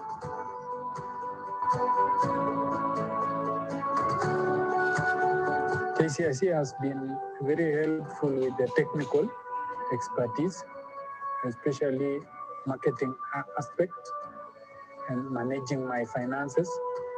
They have given me useful tools to be able to monitor cash flow. So I have been guided very well, and I also feel I'm not walking alone, that I have someone to hold my hand and to guide me. I'm very, very grateful to KCIC for the support I have received this year in marketing, in media coverage, in design of marketing materials, and in office space. We are very, very grateful, and I'm looking forward to working with them in the remaining time of my incubation. Thank you very much.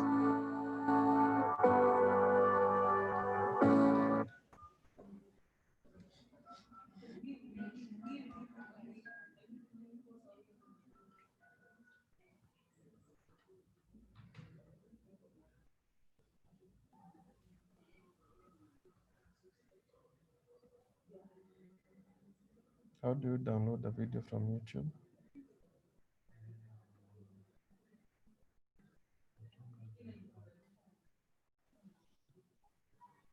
You download.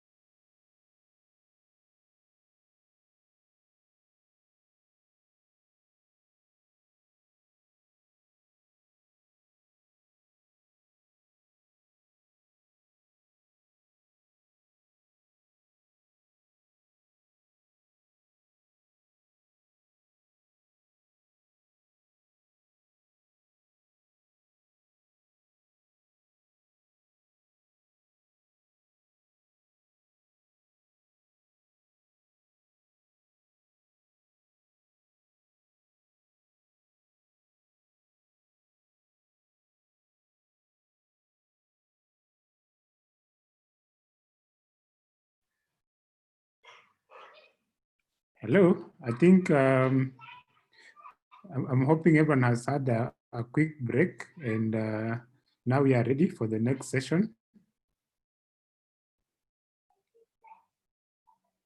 I'm sure our judges, you're ready.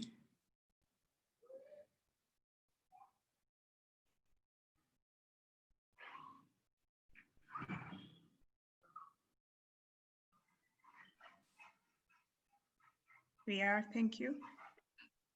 You're ready. So I think I will invite the next speaker. So the next session can now begin. So we have Lima Lab who will present to us.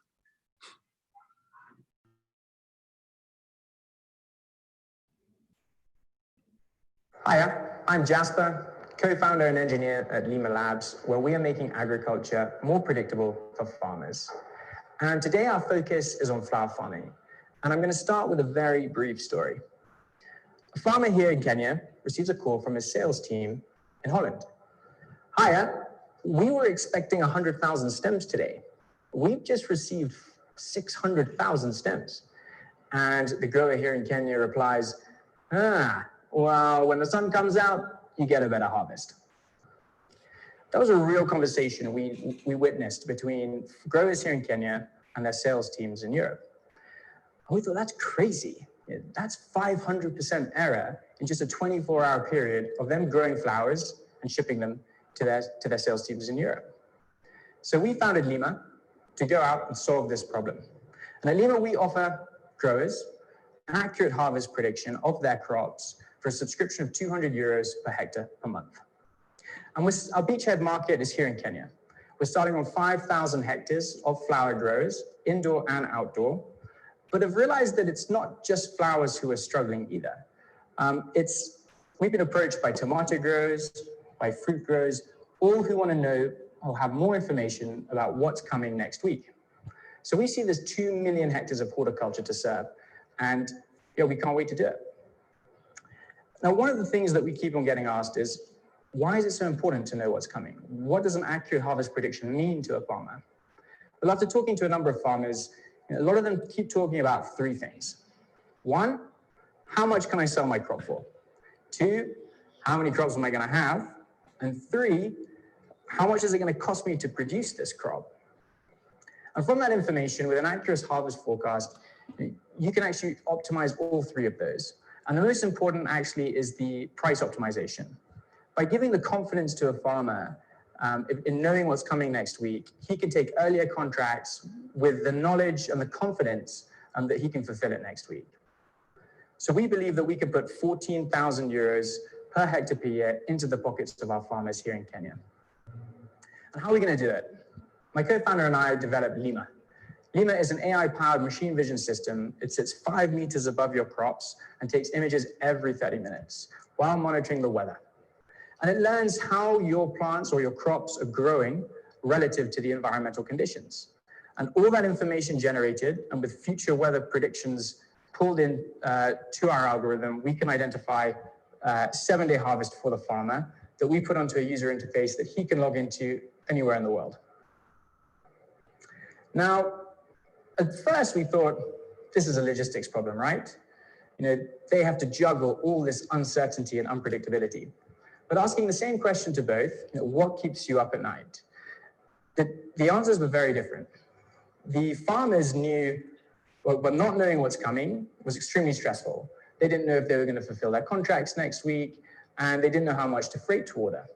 Where logistics companies said, yeah, well, we're not that efficient, but we end up charging the farmer for dead freight.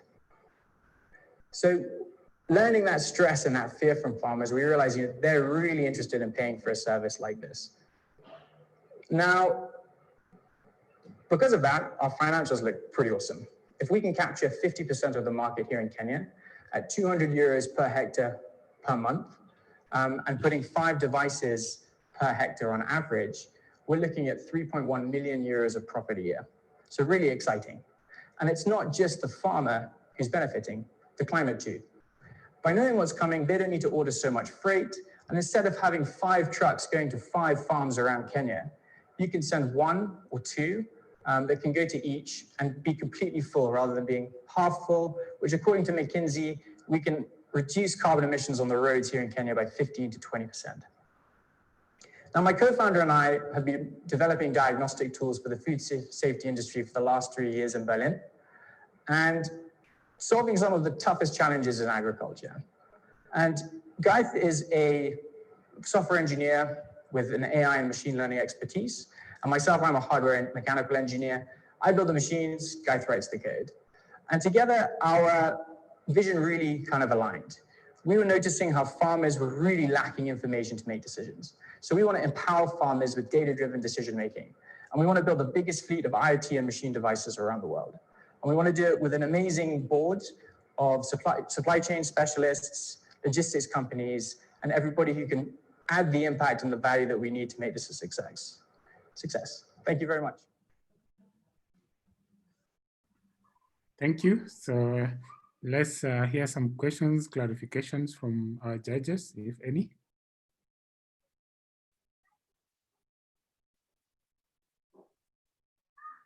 Hi, Jasper, this is Ariel. Sorry, my internet was a bit fluctuating, so I didn't, I might have missed part of the video. But one of my questions is,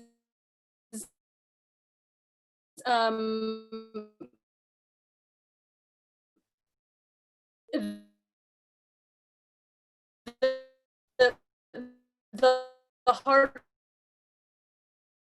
Sorry, I'm not getting any of that. I don't know if it's my connection or yours. As it pertains to or these internet networks to sort of be feeding that data, setting that up in rural locations where connectivity is a challenge. Thank you. Hi, Ariel. Thanks for the question. Very broken up. I think I got a bit of the question at the end there, and about how the challenge of network issues at different farms and locations. Correct me if I'm wrong there. But yeah, no, so we actually using SIM cards. All the data is uploaded onto the cloud and all of our processing is run on servers. So, you know, for connectivity, it's Safaricom. You know, here in Kenya, we've got some of the best communications in the world, arguably. So we haven't run into that problem yet. But when it does, there are solutions ahead that we can use.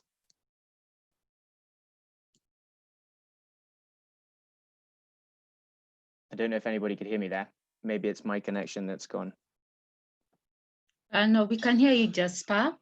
My question to you is, I think I also missed the cost per device, and I'm seeing you need 5 devices per hectare, and I just wanted to know the cost implications of the farmer, especially depending on their acreage. You know, you could comment on that a bit, and also whether there's a way of financing the farmers to get the gadgets. Thank you, Priti. Firstly, we want everyone to try a Lima on their farm. So we want to get the cost as low as possible. And it's one of the reasons why we're starting with flower growers, because they're quite a high value crop and intensively farmed. So we charge them 200 euros per device and a subscription of 200 euros per hectare per month. The device itself is at cost. So we're selling it for 200 euros purity. Now, just to go into more detail about the, perhaps the value proposition, that 14,000 euros per hectare per month that justifies the value of the system, is it comes down to the price optimization and how much money the farmer can make from having or knowing what's coming next week. It's far greater than the cost of putting the system in place. But we would still like to bring it much lower down. Okay.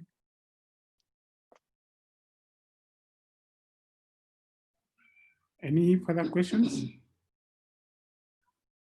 Jasper, I have one question for you. This is Florence.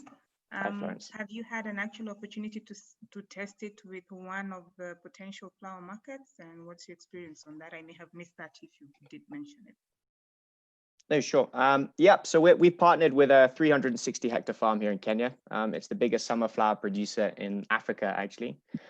They've got 11 farms, 11 locations. So we put our first system in on their farm as a pilot project, and that's continuing for the next 6 months. And yeah, the reason why we're here today is the results are looking really exciting. Again, going back to the cost, it's the farmers who we agreed that price point on, that 200 euros per hectare per month. They signed an LOI, a letter of intent, showing that if we hit that the milestone of a 7-day harvest prediction, they'd be willing to put 200 euros per hectare per month into the system.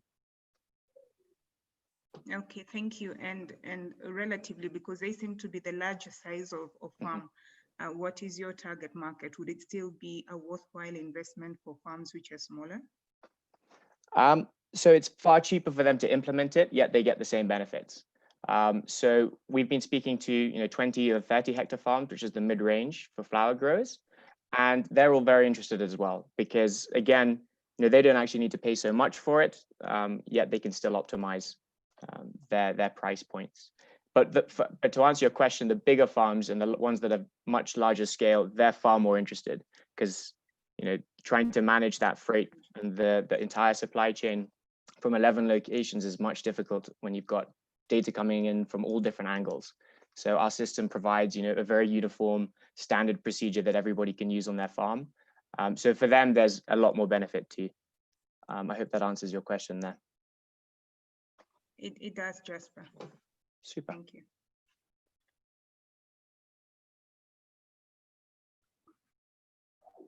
So thank you. If there are no further questions, yeah. Then another question? If No, there's no any other, yeah, so we can move to Magipap.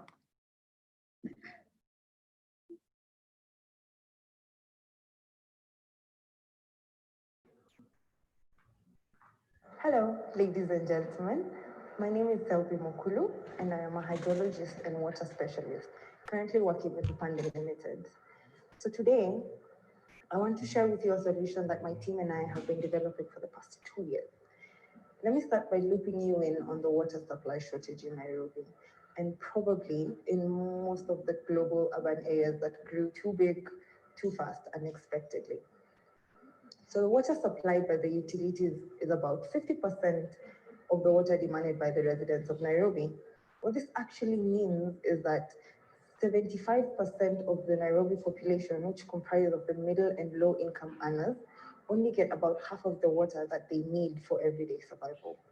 This forces them to seek alternative means to compensate for the deficit, mainly from water vendors who are very expensive, about $40 for 5 cubic meters, and even more expensive when buying in smaller quantities. The process of acquiring the water is not easy either. You must either already have a contact person or go manually and find one outside. The process could take anywhere between 1 hour and 48 hours, and sometimes you actually don't even get the water. It is because of this problem that my amazing team and I came up with this marvelous idea of Magipap, water at your fingertips. So Magipap is a water hailing platform that operates by bringing together water vendors, water bowsers and trucks, and consumers via a WhatsApp chatbot and or USSD code. We thought of having another app, but no one wants another app on their phone. So we had a few customer interactions and found that 96% of the representatives from all the customer segments found the water supply system to be unreliable and inefficient. Magipap offers reliability in time and service, not forgetting subsidizing the cost of water by about 40%, which you will know before you confirm your order request. So 71% of the potential users expressed that they were eager for Magipap, but only 20% of the truck owners expressed that they were not sure that the system would be embraced. For us to make money, we are expecting about 200 transactions in a week. With that, we will be charging a fixed price of $1.50 per transaction for use of the platform, and a subscription fee of about $50 a month for all the devices allocated to the water trucks and the water vendor points. That is GPS trackers and level sensors for the trucks, and water quality sensors and smart water meters for the water vendors. With this, we anticipate about $144,000 yearly in Nairobi. The business is highly scalable and can be adopted in every urban area globally. We anticipate to serve the whole of Africa in 5 years. So, in a nutshell, that's Magipap. The reason we think Magipap is the best solution to the water supply shortfalls in Nairobi and other urban areas experiencing the same problem is because it offers standardization in water pricing and road transport compliance. As a result of this compliance, carbon emissions are reduced tremendously, precisely by about 50%, as truck efficiency relates to fuel efficiency and carbon emissions reduction. So Magipap is a partnership between myself and Sam Onyango, a commercial strategist, and the team is also composed of 2 developers, Rono Nyonka and Lithio Lentimo. The best part about this solution is that we're not setting up a new business, but only bringing efficiency to an already existing but compromised business model. Thank you very much for your time. Thank you, Sybil. So I'll invite the judges for questions and answers or any other clarifications. Thank you, Selby, for your WaterPap product, quite unique. My question is, I'm not sure who your target market is. Is it the water bowser supplier, or is it the customer? Who is going to pay the 1.5 US dollar fee? And what exact customer pain points are you addressing? Is it the convenience service, or is it lack of water? I'm not too sure. Maybe you may need to clarify that. Thank you. Thank you very much, Pius, for your question. So my target market is actually all of those. So I have a product for the customer, which is the platform where they get to hail for the water. So it's the WhatsApp chatbot, that's for the customer. And there's also a product that I'm going to sell to the water vendors and also the truck browsers. So I have both B2B and B2C. All of these are my customers. The $1.5 though, that's a commission price for use of the platform. So that's mostly paid by the water browsers. So they also have a subscription fee because they're fitted with water level sensors in their trucks and GPS trackers. So they pay a separate subscription fee for that. And the water vendor points, they are going to also have some smart water meters and water quality sensors. And we also have them on our platform as a locator. So I have products for each customer segment. And what are we addressing? That was your other question. So ideally, the business model currently is that we already have a water shortage in Nairobi. It's confirmed. The utilities are providing about half of the water that we need. So we have to subsidize that. We have to, complement that. So what we're adding is that the convenience in the service. Right now, the trucks take so long, like you might actually not get the water. But with our platform, you get your water in a few minutes. So we're offering convenience in the service, and 2, a subsidized price, because the guys are actually running a monopoly as we speak. Like they'll buy, say, around 5,000 liters of water for 500 shillings. These are the bowsers I'm speaking about. They'll buy for like 500 shillings and then come and sell it to you at 4,000. So with our platform, we're able to offer with this convenience to both the customer and the water bowsers. We're able to give you the same amount of water for like 2,000 shillings, which is almost about half of the money. So you save on the money. So we're offering convenience in cost and reliability in the service. I hope I've answered your question. Yes. Okay. Thank you. Thank you. Thank you, Selby, for your presentation. My question is closely related to Nganga's, and it's around the same thing. Like, so I'm seated in my house and I need water. Please help me understand how, as your B2C, how the platform helps me. Because I can also pick my phone and call my regular browser and get the water. So just explain that bit so the advantage is very clear. Okay, yeah. So you're seated in your house. Thank you, Purity, for the question. So you're seated at your house. Yes, you want to call your guy. So your guy is going to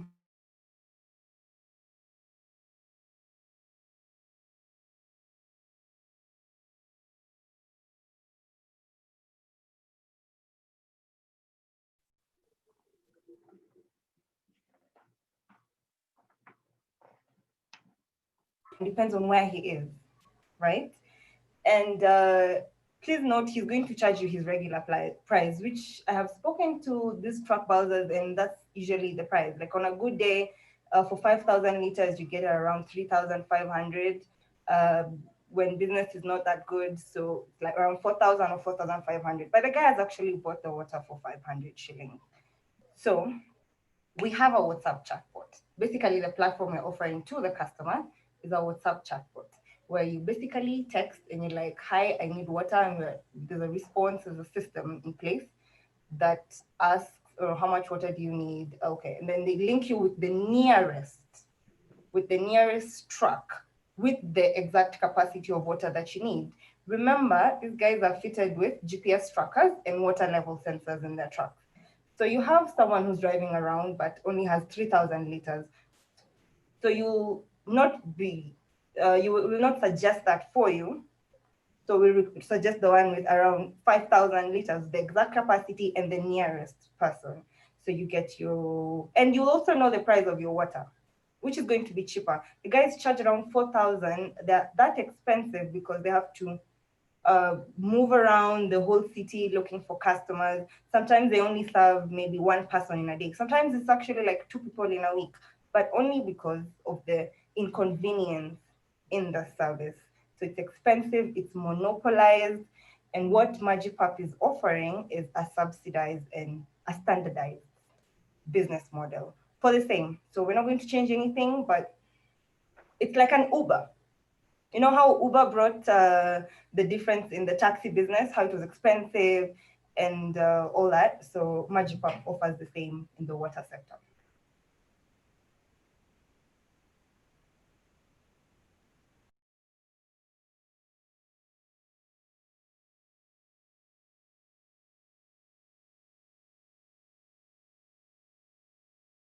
Okay, is there any other question? Maybe if there's none, then we move to the next. Moonlight Initiative. Hello, my name is Wendy Omanga, and I'm the founder of Moonlight Initiative, which is a youth-led sustainability and circular economy consultancy. And we are presenting Bambuka toothpicks. We target the hospitality industry. Our bamboo toothpick production units will be selling bamboo toothpicks to the hospitality industry in exchange for €10 average cost per packet. We target the Kisumu hotels. We expect to get 10,000 clients. And Kenyan hotels, we expect to get 100,000 clients. And international hotels, we expect to get 1 million clients. On our customer value proposition, we are comparing Bambuka toothpicks versus other alternative toothpicks. And according to the graph, you can see that bamboo toothpicks are more affordable than wood toothpicks. It's 100% organic, it's of higher quality, and it's affordable compared to imported toothpicks. On our product, we harvest our bamboo, then we process it to the bamboo toothpick making machine. Then the bamboo is ready for packaging. Then the bamboo toothpicks is ready for sale. On our customer discovery, we interviewed 5 direct customers. Our key questions were, how much does one buy 1 pack of toothpicks? How many times per year do they buy toothpicks? Do people with sensitive dental formulation prefer alternatives different to toothpicks? We derived the following key insights. Local production pricing varies. A different market segment prefers dental floss. There is lack of knowledge on environmentally friendly alternative products. On our financials, we expect to make a profit of €2 million per year, €0.05 profit per product, 600,000 products per year. The selling price per product will be €10. The cost per product will be €8. The expected customers will be 100,000. The product per customer per year will be 6 times. The market share we expect to get is 500,000, which translates to 5% of the market share. On the bamboo greenhouse reduction, 1 hectare of bamboo absorbs up to 200 to 400 tons of CO2, according to International Bamboo and Rattan Organization, which makes it the best alternative to wood toothpicks. Moonlight Initiative Dream and Team, we have Wendy Omanga, who is the founder and CEO of Moonlight Initiative, Maurice Andati, Operations Make, Wilfred Njeri, Admin and Secretariat, Tessie Lulia, Operations Deliver. Our vision, to lead in climate-smart agriculture bamboo value addition among smallholder farmers in Kenya. Our mission, to plant 10,000 hectares of bamboo in Kenya by 2025. Our targets, to generate €25 million revenue by 2025. Thank you.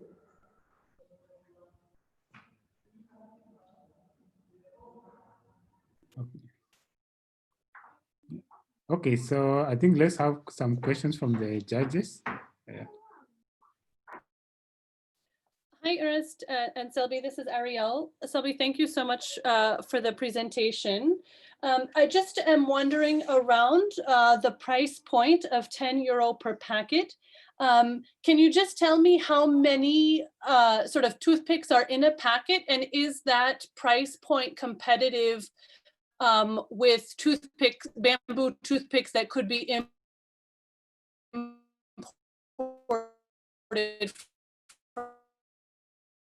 from China? I'm sorry, could you repeat the question? You are breaking up a bit at the last part. Just repeat it. Sorry, my question is the price point of €10 per packet. My question is how many toothpicks come in a packet, and for that €10, is that price point competitive versus importing bamboo toothpicks from China? So is it competitively priced with what's already available in the market? Thank you for the question. 1 packet of bamboo toothpicks will have 10 pieces of the bamboo toothpicks inside. So, and it's a very competitive price compared to the bamboo toothpicks which are imported, of which right now, due to the corona crisis, we don't know how the demand in the hospitality industry is. So we'll definitely remodel the pricing points, but so far so good, we are on track. Thank you.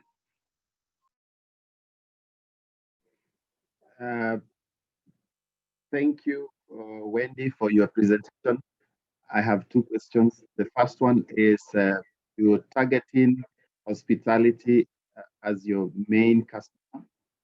Maybe you can explain why hospitality toothpicks are used in many homesteads. Why not also focus on other markets? Number 2, you've talked about planting 10,000 hectares of bamboo. You did not, maybe you can break down this. How are you going to do this? Where is this land? Who are you going to work with? Which farmers? Maybe you need to explain that a little bit here. Thank you.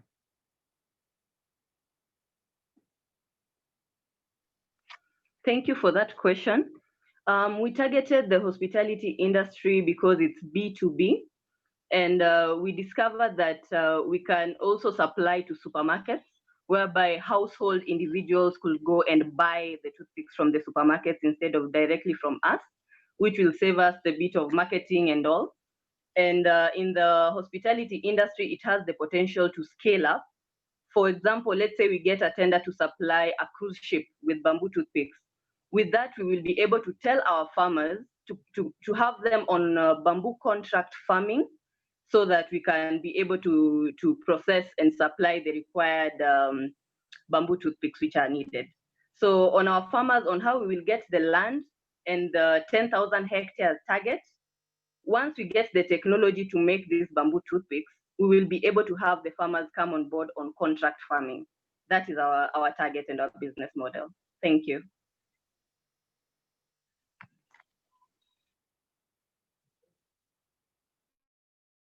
Hi, Wendy, this is Florence. I want to pick up from Ariel's question about the number of pieces of toothpicks in a pack. You mentioned there are 10 of them. Are they individually packed?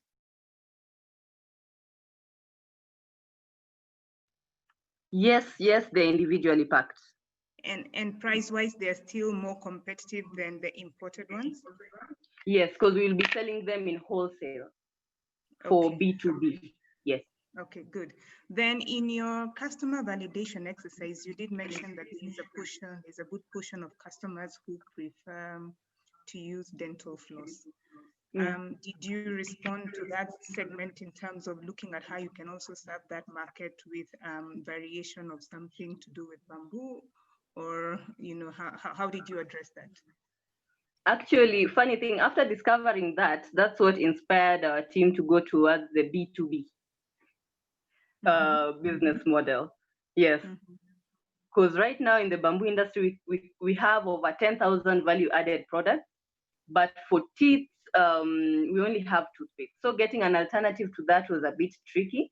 So we said, let's focus on the B2B who already have their clients who need the product in demand. And it is something which is known and it's a basic need. Thank you for the question.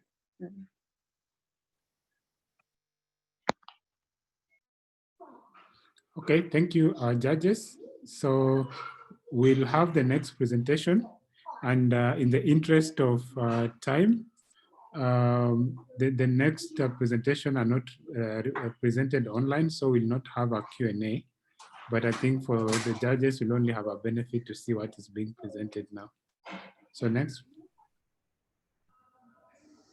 Hey guys, hello, my name is Ayanekal from Nikiokok CBO, Green Tea.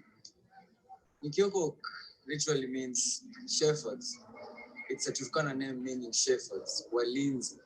So from inception 2018, we have been part of protecting the environment through many programs like beach cleanup, campaigns like plastic waste collection in various villages.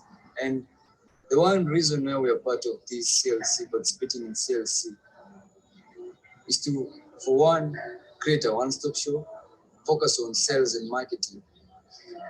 So it's kind of B2B, B2C, B2C, B2C. So yeah, so we are here in CLC, participating in CLC. We want to support other manufacturers who produce these eco products. And the eco products, these are plastic construction materials, materials built from plastic waste.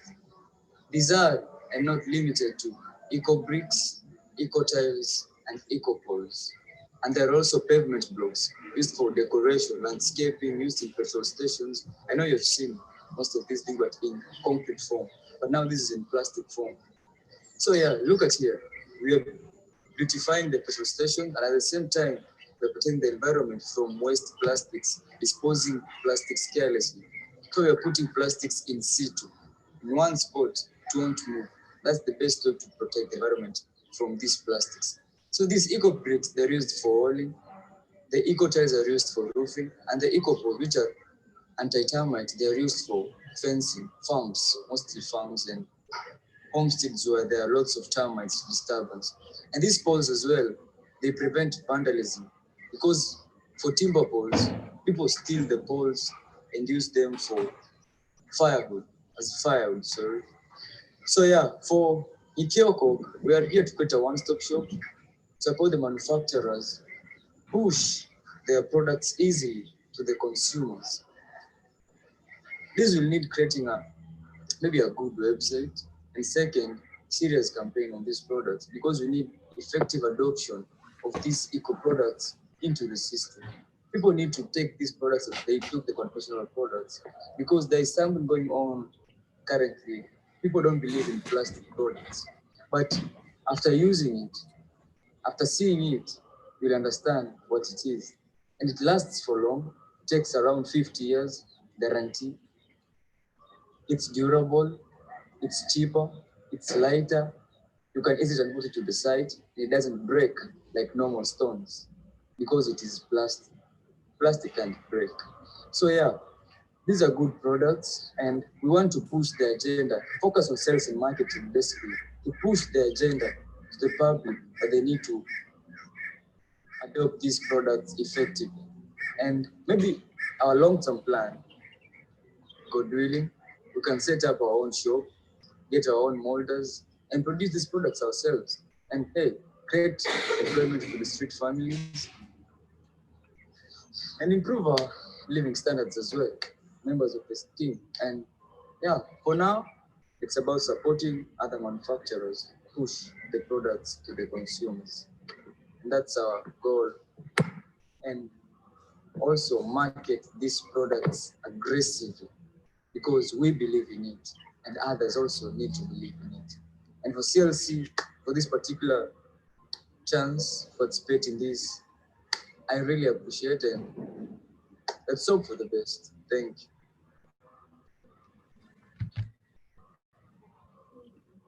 Well, thank you. So I'm told they're not represented online. So I think the judges will have to use what they've seen. So I think we can move to the next one.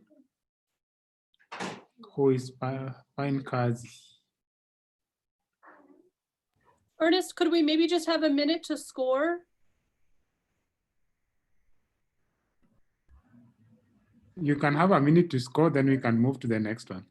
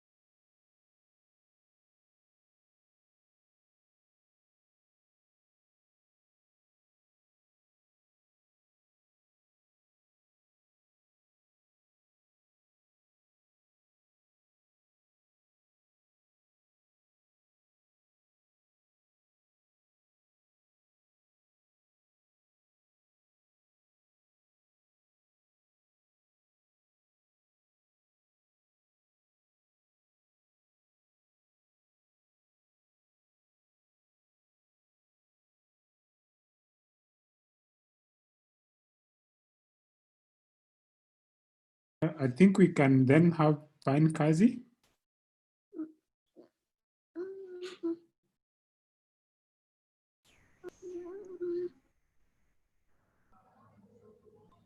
I was 5 years old. I remember vividly well that one of my favorite trips was an evening walk to the fruit store with my dad, and I would always embarrass him by causing tantrums because he failed to grab me a pineapple. But recently, after reading multiple reports from organizations such as UNEP, I was sad to learn that this favorite childhood fruit crop of mine is contributing to ecosystem destruction as huge amounts of post-harvest waste, estimated at 766 million tons, are produced annually by the pineapple industry, with Kenya alone producing 80,000 tons of waste per month, which is either eliminated by burning or chemical decomposition, releasing 1.8 million metric tons of toxic greenhouse gases. It is with this understanding that we created Pine Kazi. With Pine Kazi, we are converting the pineapple waste into eco-friendly casual shoes, which we sell to eco-conscious millennials at a price of 40 euros per pair. Shoes double up as a great asset in reducing carbon emissions and offer a profitable market entry point in the world of sustainability. The global market for sustainable footwear is currently valued at 4.9 billion euros, and our beachhead market are eco-conscious millennials in USA. The reason why we chose USA is because currently there is a massive push for adoption of sustainable footwear by 2021. What this simply means is that by 2021, sales are expected to hit 280 million euros, and we have the option of expanding our customer base to the rest of the world, specifically Europe and Asia. We fully understand that the easiest and fastest way of spreading your tentacles in this kind of market is by offering a product that is unique, affordable, and meets the required standards of quality. We are offering our product at a price point of 40 euros per pair, enabling our customers to save 72 euros. Having purchased a product that has a longer shelf life, is of good quality, and is 3 times more affordable than the current sustainable footwear in the market. To make our product, we collect the pineapple waste from the farm, manufacture it into a sustainable pineapple textile through a patent pending process, give it to our highly talented shoe artisans who craft it into our unique pineapple shoes, which, by the way, are pineapple scented. To better understand our customers and the kind of market we're tapping into, we administered questionnaires to 50 millennials, 40 of whom have already pre-ordered, and we established 3 key learnings: that indeed sustainability is desired in footwear, price and quality are key factors informing buyer purchasing decisions, and our product is desirable as it is very unique and affordable considering the current market price in the market. Pine Kazi cannot be successful if money is not in the equation. We project to make a profit of 10,800,000 euros, having captured a 20% market share of our beachhead market, with our key value drivers being the cost of the product, the price of the product, and market share. If we capture 20% of our beachhead market, we will save 4.2 million kilograms of carbon, having sold 400,000 pairs of shoes by 2025. Indeed, we are not great artists like Michelangelo, but at Pine Kazi, we aspire to generate a revenue of 39 million euros by 2025 and create 5,000 new green jobs by 2025 as well. And we have the right team to achieve this. Engineer Paul Wambua is in charge of product development in terms of textile engineering and material science. Mike, the CFO, who's impeccable with numbers, is in charge of sales and finances of the business. Angela Nzomo, the COO, is in charge of operations and marketing. And finally, my name is Olivia Ower, and I am the CEO in charge of strategic decision-making and business innovation. Pine Kazi is more than just a product. It's a revolution towards a low-carbon and socially sustainable economy. We aspire, and so should you.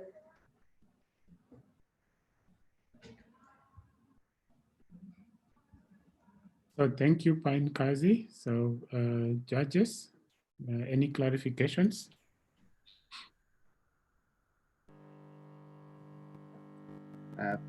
Thank you, Olivia, for that presentation. Quite unique product. I have a question in terms of the product, more specifically in terms of the technology that you're bringing to us, which is the pineapple textile. I want to understand, is this technology already, do you have patent for this? In terms of durability, how durable is this product? And then the other thing that you've talked about is your market. You say that you want to sell to the US. The US market is quite unique, and there are certain standards that you need to meet for you to be able to access that market. Have you considered some of those factors? Thank you. Okay, thank you for that question. So, in terms of if there's any other technology that is already existing in the market, yes, there is. So there are two technologies regarding pineapple textiles. So one, Olivia, we can't hear you. So saying, in regards to the technology that is already in the market, there are two technologies that are present. So there is a woven process and an unwoven process. So what we are using is the non-woven process. In terms of you asked about durability. So we have tested the properties of the fiber in a lab, and actually the fiber is very strong. It comes in second after sisal if we compare it to natural fibers. Then in terms of the US market, we've actually done a beta testing in US for 5 weeks, and we have gone with our product on ground, and we have shown our target customers, and they love the product, and we are aware that quality standards must be high for you to enter the US market, and our products fulfill those standards. Yeah. Thank you, Olivia. Welcome. Hi, Olivia. This is Hi. Lauren. So fashion products can be very dynamic depending on your target market. You are working with millennials as your target market. And millennials can also be very dynamic in terms of their fashion taste and fashion trends. So how will you be able to sustain the product at a cost of 40 euro, given that shoes, what goes into the production of shoes also varies. Mass production of shoes is what would guarantee you, more or less a stable price of shoes. But when you have shoes changing in terms of styles and fashion, you have different molds to use, the production goes high. Have you thought about how to maintain your cost of production in order to assure a product in your target market at the cost you're anticipating to sell it? Okay, thank you for that question. So in terms of our production process, if you look at the sustainability market, it's a new segment. And if you look at other players in the market, the cost of production is a bit high because the process is still new and people are still trying to adapt to it. But for us, we have a unique production process that is unique to us. One, because we have already signed an MOU with the Monte company where we are going to be collecting this, like they're giving us the waste for free. So one, that lowers our cost of production because our major raw material is the pineapple waste. So we are getting this waste for free from Del Monte, so that lowers our cost of production. And two, one of our strategies is that we have signed like strategic partnerships with other players in this sustainability space who will help us like manufacture our products. So the fact that we're not doing everything by ourselves and we've signed strategic partnerships, it brings our cost of production down, and we can maintain that cost of production regardless of the kind of shoe we produce. Yeah. Okay, good. Maybe my other one is more of a comment. Products which are as unique as yours, normally quite appealing to high-end markets. Mhm. You may also want to look at high-end markets, which would buy items because of their social impact value or the story behind the product. And recently, people who have a fashion sense, which is more or less timeless, and you would then have maybe a guaranteed mass production of a style of a shoe that doesn't change over time. So just a suggestion for you to explore in terms of your market. Thank you.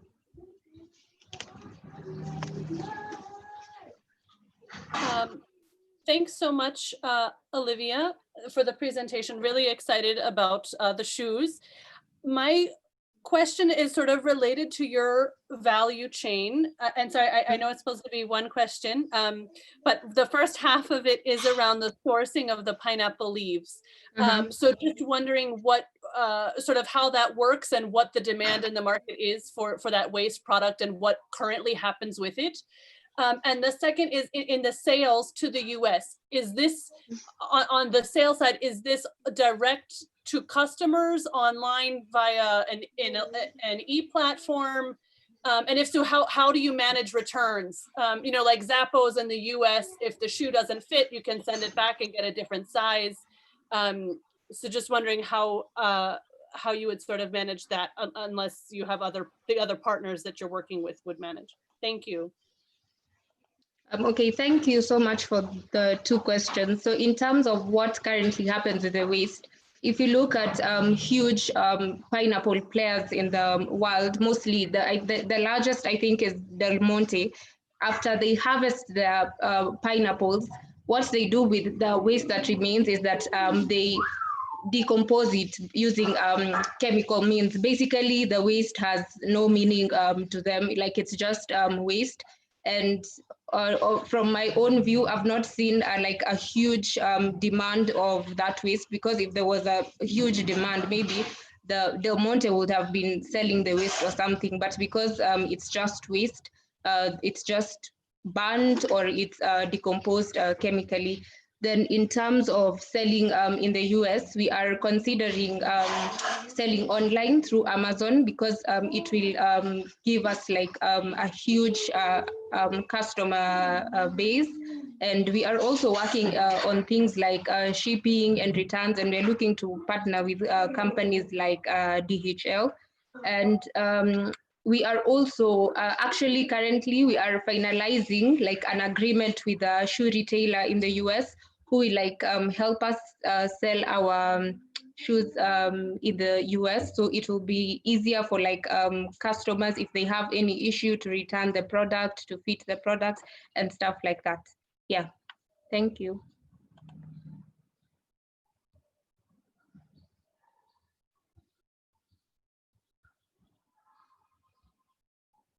So thank you. Any further question? If none, then we move to our next presentation. That is Solar Fresh. 2 years ago, I set off on a bus journey to visit the north of Kenya. Now, the north of Kenya is arid and semi-arid and therefore very, very hot. The journey took me 22 hours. And upon arrival, I noticed that the bus crew were offloading some luggage and baggage. So I noticed that there were sacks of vegetables, there were sacks of potatoes, and there were sacks of fruits. And of these, the vegetables had gone yellow, the potatoes were soggy, and the fruits were actually dripping. I learned that these were for human consumption. This got me thinking on how to harness solar energy in transport to actually ensure that such produce got to the north of Kenya while still fresh. And that is how Solar Fresh was born. Solar Fresh is a logistics service company that harnesses solar energy to keep fruits and vegetables fresh. Our deal is to provide logistics services to vendors in solar-powered cold haulage containers at a price of €0.1 per kilo of cargo. Our beachhead market is Kakuma Town. Now, Kakuma Town is made up of an economy of 45 million euros. Kakuma Town has up to 260 inhabitants. Of these, 190,000 are refugees. We have about 50,000 locals, and we have a few professionals working there. They are served by about 250 fruit and vegetable vendors. Our products are solar-powered cold trucks. These trucks are insulated and they harness solar energy. And the solar panels that are fixed on the trucks are supported by battery for power storage. Our Solar Fresh trucks have reduced losses, vendor losses, up to 40%. And therefore, vendors are now making more profits and making and more income as a result due to the reduction of losses. Upon interviewing our vendors, we learned that initially, they used to get losses of up to 60% and sometimes even up to 100% should there be a breakdown in the transport services. This has reduced, and therefore, we have also learned that as a result of the challenges that were faced initially, the locals have started an initiative where they're growing up to 5% of the produce, but there's still a gap of up to 95%, which gives us the opportunity to actually get this business growing.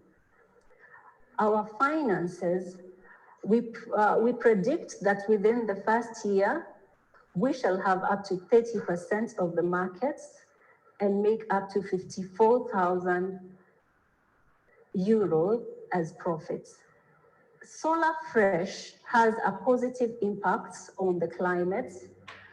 Our trucks use solar panels for the cooling of the containers and only use diesel as fuel. This, as a result, has resulted to 86% less carbon dioxide emissions, 98% less nitrogen oxide emissions, and 97% less particulate matter, and is therefore very favorable to the environment. We aspire to be a dependable, first choice cold transport provider, and while at it, acquire up to 60% of the market segments in the next 5 years, and generate profits of at least 107,000 euros by the 5th year. Our team comprises of Alan Ligare, who's the Finance and Operations Manager, Faith Janimo, who's the Sales and Marketing Manager, and myself, Millicent Angaya, as Managing Director. Thank you.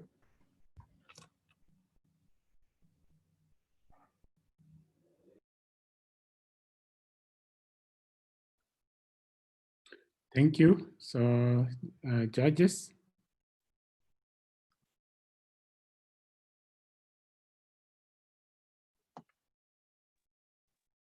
Hi, Millicent. This is Ariel. Thank you so much for the presentation. Any question, any clarification? To the Can you hear presenter? me? Hi, I can hear you. I'm here. Yes. So Millicent, my question is around the capacity of the truck. So you mentioned the price point, I think, of about 10 cents per euro per kilo. So I'm wondering, at capacity, how much transportation, like how many kilos can the truck hold, and sort of what that equivalent value is for the full truck. So, what the total value of one transportation would be. Thank you. Thank you for that, Peru. Basically, the trucks have different capacities. As you know, the truck capacity is based on the axle weight, and therefore the trucks can actually carry up to 10,000 tons.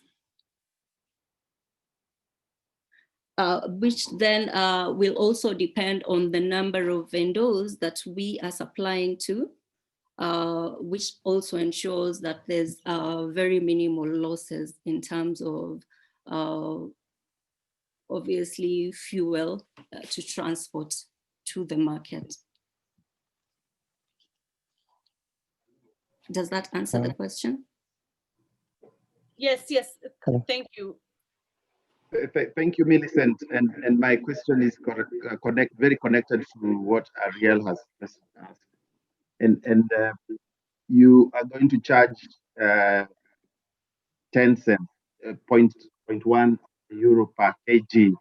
Yes. And you're saying that on average, a truck will carry 10,000 kilos. So quick mathematics tells me that's about 13,000 for hauling the product to Kakuma. And I'm a bit concerned about the profitability of that business. Kakuma is about 800 kilometers from Nairobi. How is that business going to be profitable if that is the only cost that you're going to charge? My team member is here, Alan. Alan, are you online? He has done all the calculations and is in a better position to actually answer this question.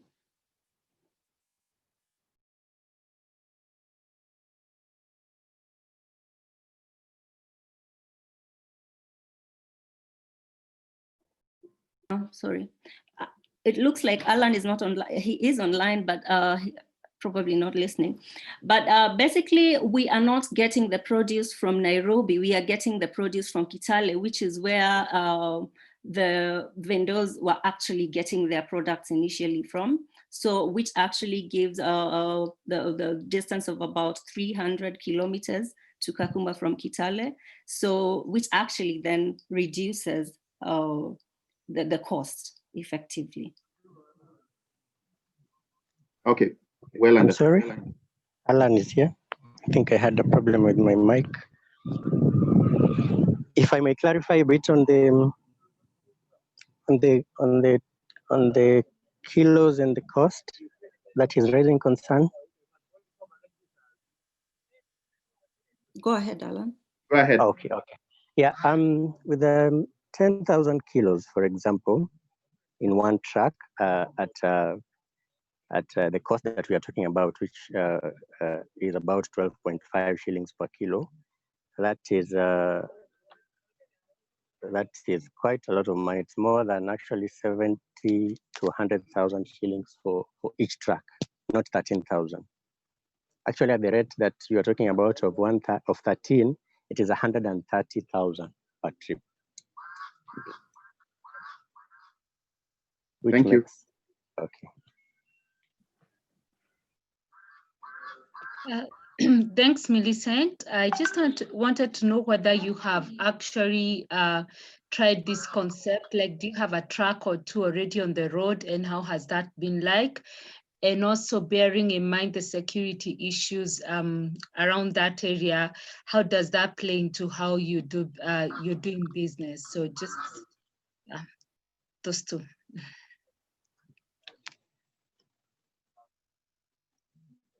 If I may check that again on behalf of Millicent. We do not have a truck yet. We were working on a truck, but we've been derailed. But we are working in partnership with a company called TSSC from Dubai that was supposed to provide a customized truck for our business, for our model. We were considering that it would be cheaper that way because we had another option of creating a prototype locally with a team of Nairobi University engineers.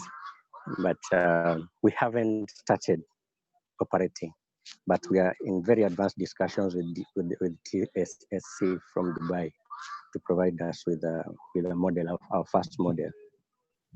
Okay. The question on security. Okay. Yeah, we understand that security has been an issue, and basically we understand that currently for you to transport things safely from point A to Z, especially from a certain point along that road to Kakuma, you need police security. And it is something that we are putting into consideration because everybody else in the security sector is doing that.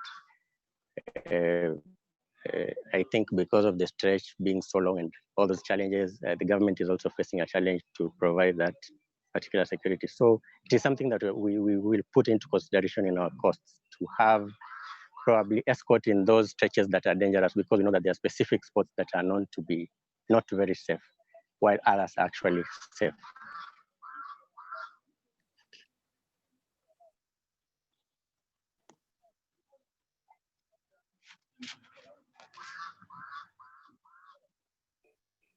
Ernest, I don't know if I can go at that time, if there's no other judge asking a question. Okay, thank you. For this to be very cost effective, you'd have to have a mechanism of ensuring that from the side of Kakuma, you're getting like large orders that are. So from your model, what are you doing from that the demand side to ensure that if you're having a truck going, maybe you're having large orders that are go? What I haven't had anything around that. How are you organizing the customers so that you're having benefits of large orders? Okay, to start with the customers in Kakuma, the number of buses that go into Kakuma per day are about 4, and each of these carry up to 1.5 tons of luggage in terms of those potatoes and vegetables and fruits combined.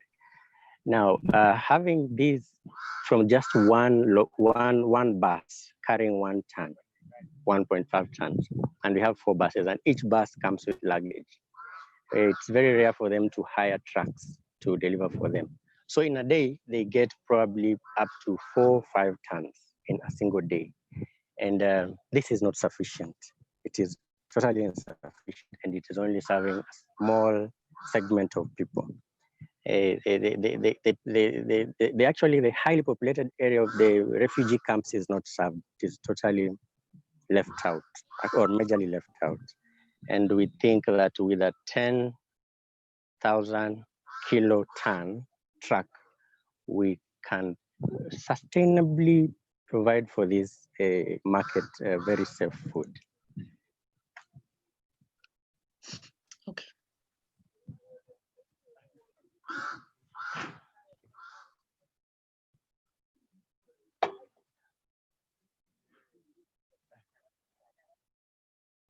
Any other question? Or I think we move to the next presentation.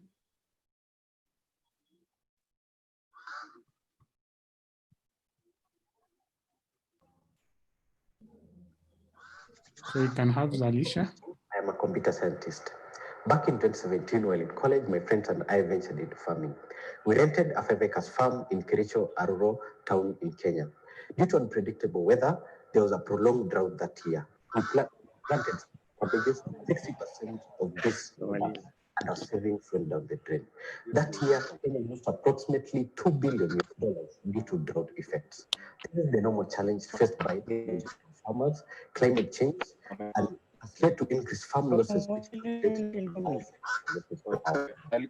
most of farmers, just like us, were never insured and lack access to financial services that are always disadvantages by such losses, and at worst, they lose their hard-earned money. This pushed us to come up with a digital platform called Zalisha that offers farmers access to precision farming information and access to financial services through their mobile phones. We provide Zalisha to farmers at a rate of 1.58 euros per farmer per month in exchange to use of our services. Let's understand our market landscape. Kenya has approximately 12 million farmers who contribute to 27% of our GDP. 79% of these farmers are small scale in nature, and they rely on natural weather for farming, thus are affected by the effects of climate change, and majority never access financial services such as credits, loans, and for using on farming. Coffee and tea are the key leading export incomes from agriculture in Kenya, and they cumulatively earn Kenya 4.038 billion euros income per year. So coffee is our beachhead market and earns farmers approximately 26 million euros income as of 2019 and is practiced by 700 million farmers. So let's see our value proposition to farmers. We offer farmers 5 times more farm profitability using our solution. Farmers can be able to access customized content 50 times more or 50% more using our solution than when they are not using our solutions. Farmers get 5 times more access to accurate weather information using our solution as compared to when they're not using our solution. At the same time, farmers have 10 times ease of access to financial services using our solution. So our solution is really easy for use for our farmers. So what products are we really, what are we providing? We provide a digital mobile-based platform that offers agroecology depending on the geolocation, that is artificial intelligence farm advisory. We provide credit scoring using machine learning. We offer farmers a record-keeping platform. At the same time, we provide real-time weather analytics using our platform. Our platform is already trademarked and we're in the process of seeking patent. So we did interviews to 300 farmers and 3 farmer cooperatives. And we had the following key assumptions: that farmers can have a challenge in accessing financial services, effects of climate change affect farm productivity, and access to farming information is a key challenge to farmers. And we found out that 90% of farmers have a challenge in accessing financial services. 50% farmers have experienced losses due to climate change, and our solution is really required for farmers in order to help them improve their farm productivity. We already gained 2,500 farmers to use our platform, and we have 4 farmer cooperatives using our solution. So these are our financials. We aim to have a profit of 7.728 million euros by year 5. We aim to have a market share of 60% with customers who are 420,000 out of the market of 700,000 farmers. We also aim to have a profit per farmer of 18 euros per farmer per year. And our key drivers are cost of customer acquisition, market segment, and the price of service. Our climate impact is we help over 420 farmers to adapt to the challenges caused by climate change. That is by offering them 5 times more farm profitability using our solution. Our team is led by Ian Cheriot, who is IoT, Martin Kamau, who is in research, Mercy, who is in finance, and Combo Steve, who is me and the director. We aim to contribute towards better agricultural productivity and profitability using technology, and to an evaluation of 21 million euros by the year 2025, and to enable digitization of 700,000 farmers using technology by 2025.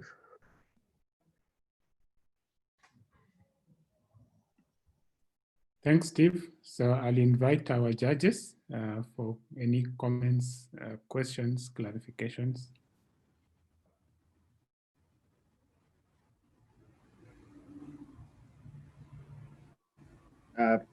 Thank you, Steve, for the presentation and the product that you explained about.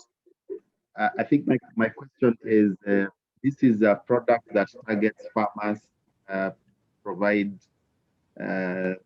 digital solutions.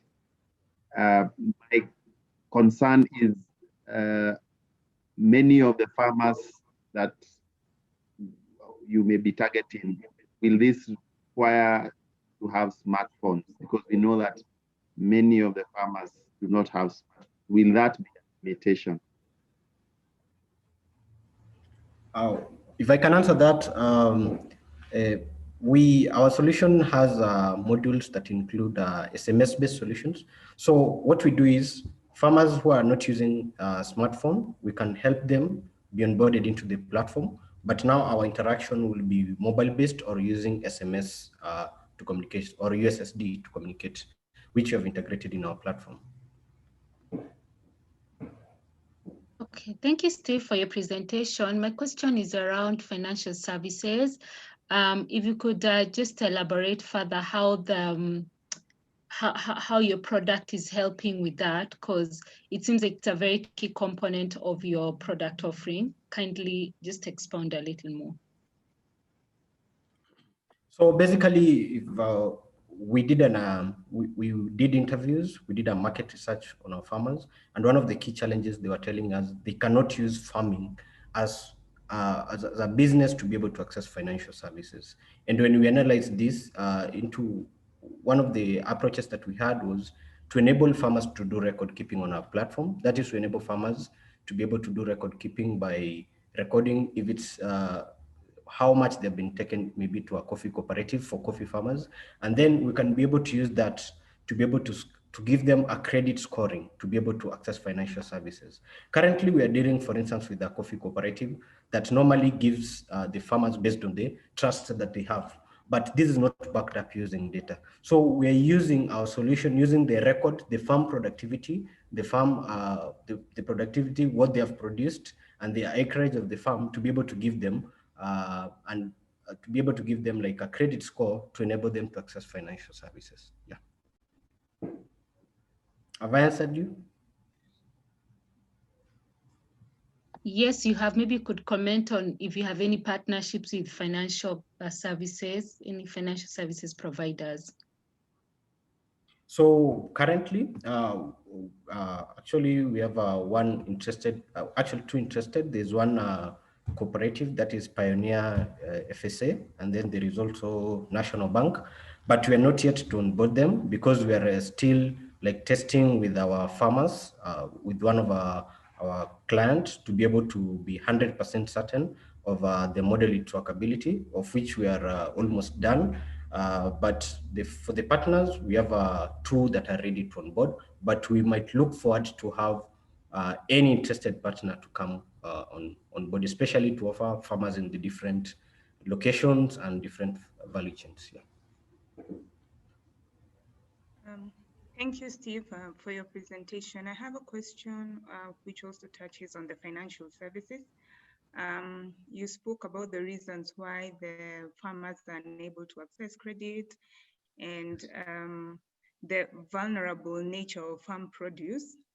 So have you considered crop insurance, which is normally an attractive add-on to financial services? Have you considered any partnership with crop insurance, or is it incorporated as part of your services on your platform, and is it costed if it's incorporated? Actually, we have evaluated the crop insurance. We had a discussions with APA insurance regarding the same. But now the challenge I think we experienced is for our farmers, if you understand them, you can't give them an insurance product. This is a new area for them. What you can do is, for instance, when you're giving them farm inputs, they're already pre-insured inside it. So the challenge of giving crop insurance is normally very, very high to sell crop insurance to farmers than offering the farmers access to financial services that once they sell, they can be able to do it.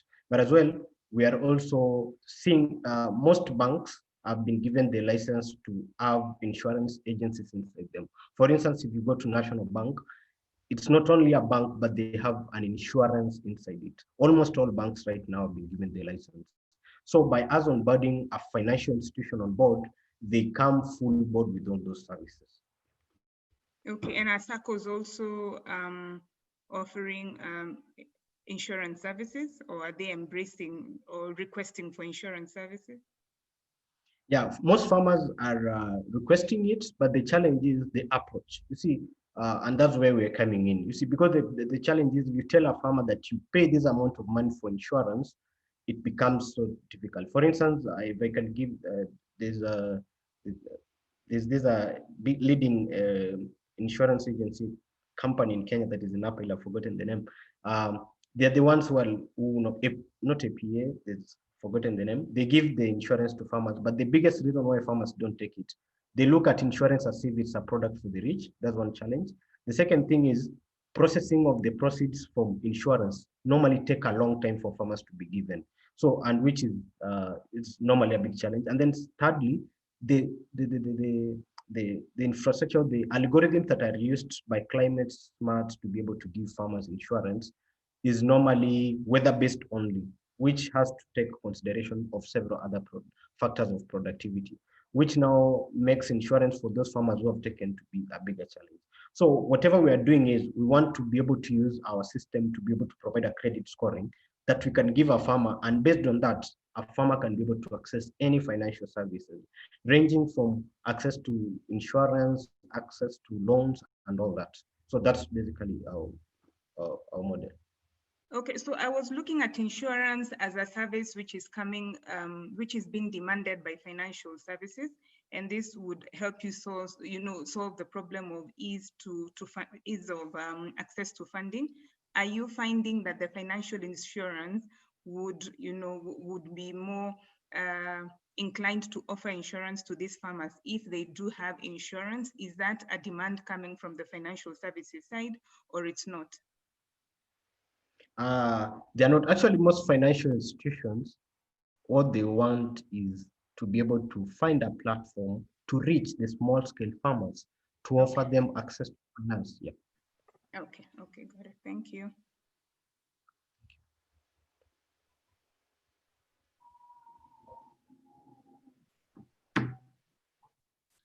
Okay.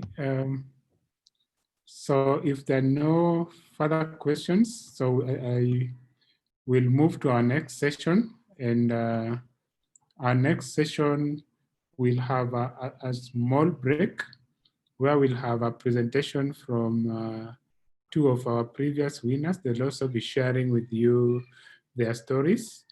Also at the same time during this break, we'll have our judges break out to go and have their deliberation so that they're able to come back and tell us who are the winners. So I will request all the other participants apart from the judges to remain in the main Zoom room, and then the judges can retreat to the judges breakaway rooms. And then our team can then bring in Leafy and Aqua Ethanol to share their story. And we should be back to the main meeting room after the sharing of their story. Leaf and Aqua will have a short address from our guest speaker. The judges then return to the main room and avail to us who are the winners. Thereafter, we'll have a short 1 minute acceptance for the winners, and then we close our session. So for now, let's take a quick break. I'm not sure whether our team you're ready with Leafy and Aqua Ethanol for the next 15 minutes before we invite the chief guest.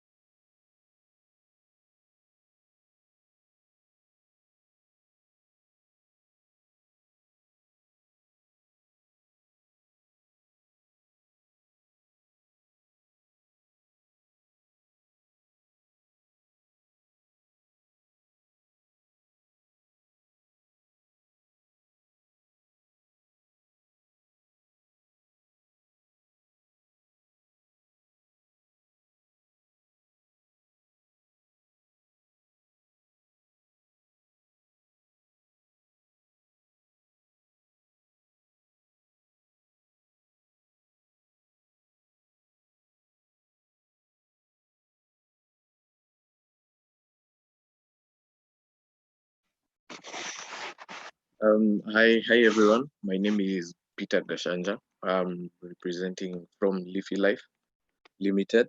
So we are the 2019 global winners of the CLP competition and the whole thing.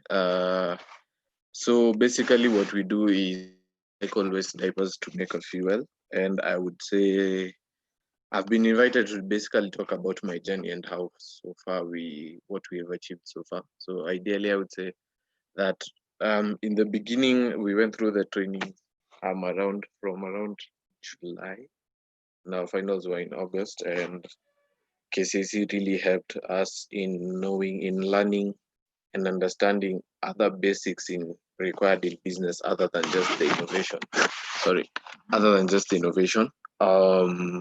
So ideally, I would say that the trainings were really important so far since we started, because we went all through different trainings and consultations until the finals and up to now through different organizations.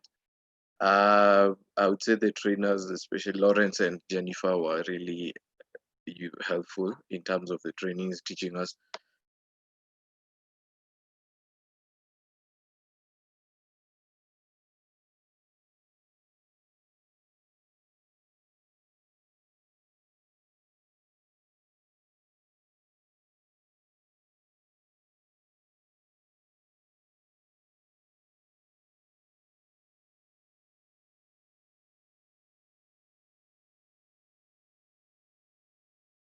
we're doing the CLP apprenticeship and still getting to learn a few things here and there, and also trying to establish the company. Yeah, so where we are at right now, we're basically trying to finalize on the prototype and so that we can take it to market. Through the learnings that we had through the competition, we learned that there are a few things that we might need to change to better our product, and that's what we are doing. Yeah. After the finals, I think we got a lot of exposure, which is something that KCAC helps with. Once basically they take you in, there's a lot of exposure from different companies who are trying to achieve the same thing in terms of climate. We've gotten guys trying to reach out, trying to help us with designing the machines, trying to help us with approaching the market, trying to help us with also getting the raw materials, which is one of the hurdles that we had. And KCC has really assisted in terms of connecting with the relevant authorities out there just to basically establish the company itself. So for the guys who ideally have presented the really nice ideas, I would say that this is basically the beginning, which is one of the things that the guys from KCC kept telling you, is it's a beginning and the guys will work with you, but it's also oriented the fact that you also have a lot more to do. And I hope that you all achieve the dreams that you have. That have seen the dreams and in terms of your companies and also personal. I hope that you get there and that KCC assists you. And yeah, I think that's it for me. If there are any questions or something, I'd be happy to answer. So yeah, that's it. Yeah, thank you, Leafy. I don't know whether here so that we Aqua Ethanol, so that they just share, then we can have one or two questions before we invite the guest speaker.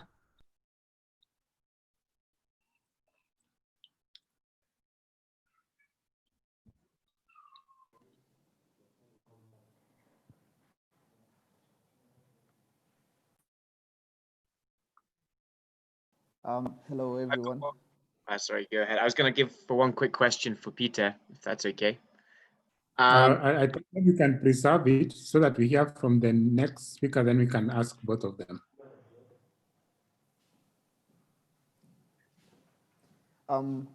Hello, everyone.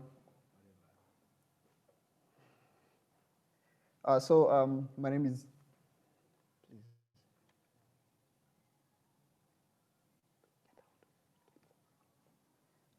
Hello, everyone. My name is Eric Ariuki. I'm the founder of Aquaidon Technologies, and I'm glad to be here gracing this momentous occasion of the 2020 CLP National Finals. And yeah, so we were asked to share something about our journey, and yeah, it was a great experience.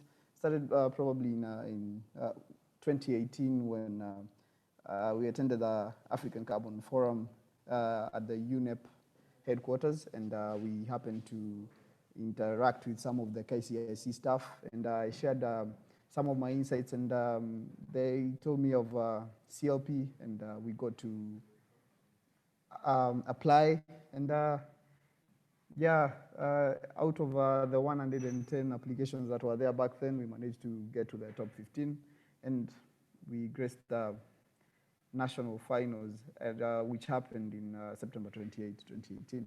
But the boot camp, which is where it all started in August 9th and 10th, where we were very green to the business aspect. Being from the science world, it was really new, a very new experience.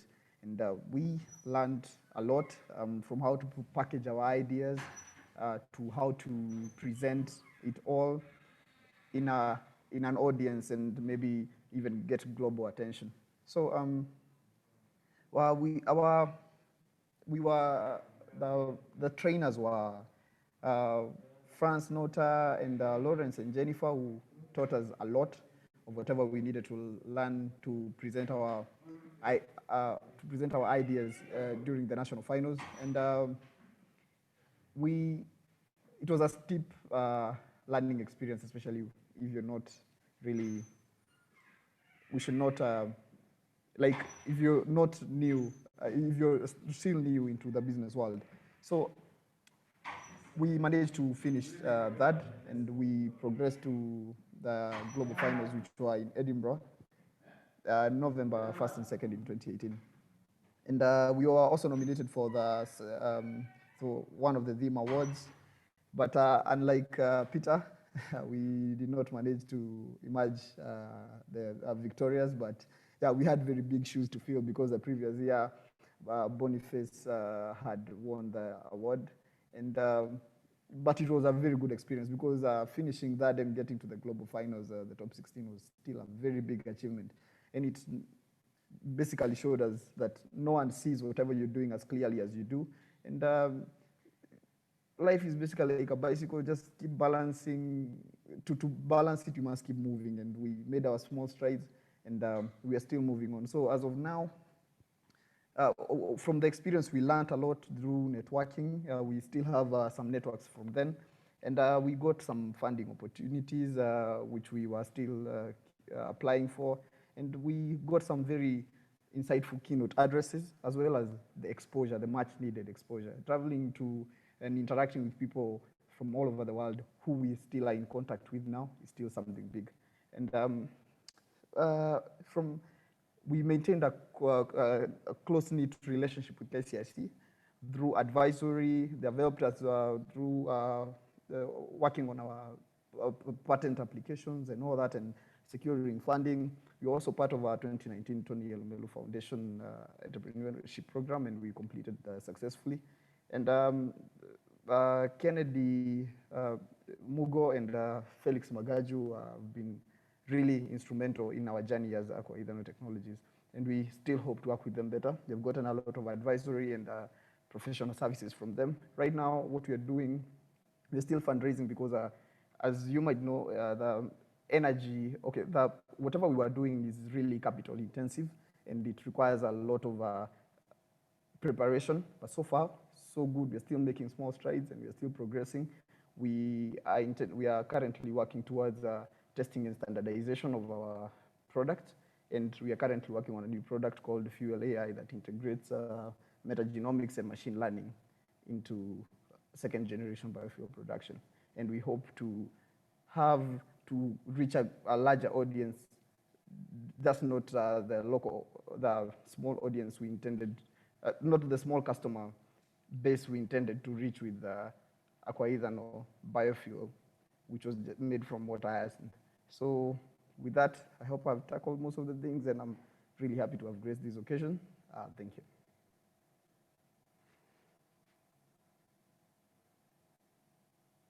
Okay, thank you, Karaoke. So maybe any question to the two? Yeah, I wanted to ask a question. I guess this one was aimed at Peter, but I think both of you have some insights on this. When you got the global kind of attention and exposure, is there anything, now knowing what came after your pitches and your success, is there anything you would have done differently, knowing that that was coming, that would have benefited your companies today?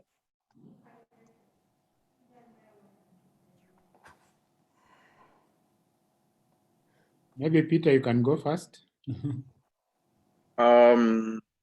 Is there anything I would have done differently compared to what the global? I think one of the questions that ideally most of the global exposure asks is in terms of your consumers, like how many people have you approached, how many people have bought it, and what are their feedback. And I think one of the advantages that we had is that we already had prototypes that were already out there, and we already had customer feedback, which was fantastic at times. But I think ideally, given different circumstances, would be to have a broader net in terms of consumers again, to also figure out because our end has to, like, in terms of the diaper production, ideally has two ends. You have the consumers who use the fuel, but you also have the consumers who you take the diapers away from, which are the who garbage collectors ideally. So I think from the garbage collectors side, we did not have concrete conversations with them in terms of partnerships and stuff, which is something that I think we would have had a better understanding, which is something that we're also having the conversations right now. But I think I would say in that aspect, that's one of the things that we would have done differently. But consumers, I think one of the most important things in terms of consumers, you really need to understand your consumers, and whether negative feedback or positive, you really have to have their opinions on your fingertips in terms of shaping your product and service. I think the question was also addressed to me. Yeah, for me, one thing I really would have done different during the global finals, for example, was there is the question that really arose of sustainability. And the one mistake that many entrepreneurs make is you are so passionate about what you're doing, sometimes you really fail to package it to someone who does not understand it or see it as clearly as you do. So from that perspective, I really slightly failed to paint the picture of how sustainable, or how the bigger picture of how long would the business last if it actually set off or it kicked off. So I worked on it properly, and I think some of the opportunities we got after that were basically because we could answer that question. So it was not something I wallowed about, or we wallowed about as a team, but we worked towards improving it. And yeah, I think that should be really taken into consideration when you're thinking about your product. I have a question, if I can ask. Yeah, you can go ahead. Go ahead. Okay, so I have two questions for both Peter and Evans. So how much funding have you raised to date in terms of investment? And did the investment come in form of a loan or in exchange, or a convertible note, or in exchange of shares in your company? And two, at the point of receiving the investment, had you made like any significant revenue? And if you have received investment, if you don't mind sharing the organizations that invested in your idea. Yeah. I've also got a question here. Maybe just to get to understand their journey towards fundraising and what direction is taken. ever since they won that award. Okay, I think you can take those two.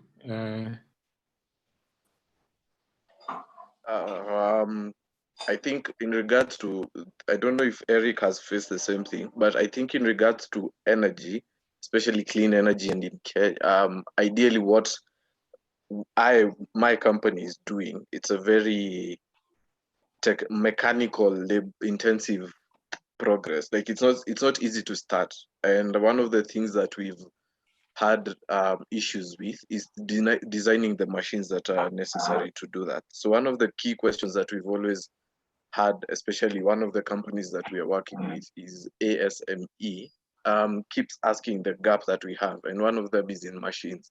So the machines that we need to be tailor-made into certain aspects to withstand certain conditions and chemical processes and stuff like that. So that needs to be done from zero. Like we need to design those machines from scratch. And the fact that my team do not have engineering expertise on our fingertips, we've really had to find partners in that. So that's one of the hurdles that we've had in terms of getting, I would say, funds, because we need to finalize on prototyping, but we also need to finalize in terms of how the machines would look like. So the key questions that we've had from people who would like to invest is in terms of how much capital would you want to start in terms of a small company, which are some of the conversations we're still having. But ideally, we are still in the step for raising capital. So I think to raise capital, we've had to answer those two questions, which we're in the process of doing. And it's not easy considering the energy aspect, because it's not just an easy product to move from prototyping up to now a process where you can market ideally. So I think for us, I would say the machines is our hurdle, but after that, we have a pitching space that we I think in November. I think it's in November that we're supposed to pitch. But ideally, SME should help us in terms of designing that before that pitch. So I would say that is one of the biggest pitching spaces we have since we won. But for the guys who we've had to talk to, ideally the questions have been, how much would you need to start in terms of the smallest to scale up from the smallest and in smallest space? So yeah, I think that's for me. I hope that answers. Can you please repeat the name of the company that is assisting you with the machines? I just know the initial. It's ASME. I'll just write it in the chat. Okay. Peter, perhaps to step in, what we've done longest as a DJ Oscan company is to fabricate machines.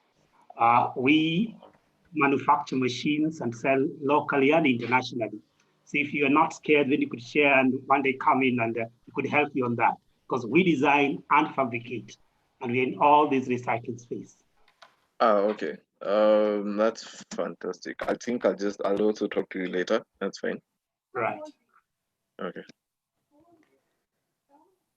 I think the question was also addressed to us. Yeah. Funny enough is that most of the challenges that Peter mentioned is like synonymous to whatever we've been facing. For example, to have a full-fledged production plant would have cost us something shy of, actually even more, but on the lower side, something about 67,000 USD. And what you realize is you visit, you pitch in several forums and maybe raise a little, and it all helps in building up whatever you're trying to do. And in short, is that it's a process. So far, we have raised about 6,000 USD, and we're still progressing. We have a pitching event that was actually supposed to happen earlier this year, where it not much, but due to the corona situation, it's stalled, but it's hope might happen before the end of the year, and it's called Just Imagine If. Just imagine if it was in Durham University in the United Kingdom.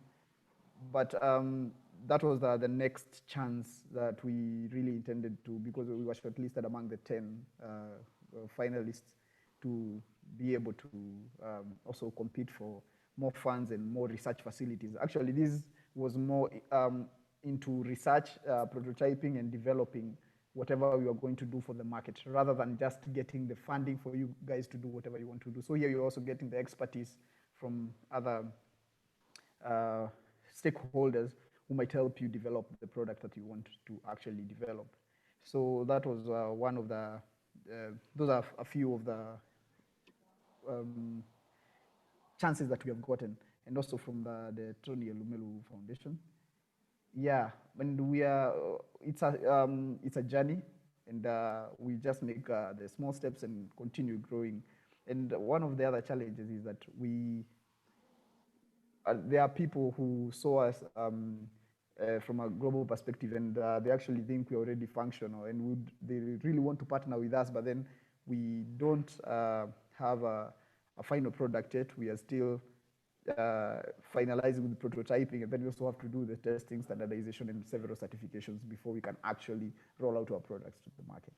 So with that, the point is, with these technical inventions or innovations, you really have to take your time, develop slowly, and actually gather the momentum that you need by getting each of the resources one by one until you can really now get the final product out there in the market. And it takes more time than most innovations, but finally we'll get out there and we'll be able to sell our products to new people. Thank you. So thank you, Peter and Karaoke, for sharing your insights. And I think if any of you wants to reach them for further insights, you can get in touch with your leads you've been working with. But at this moment, now I would want to invite a guest speaker to talk to us.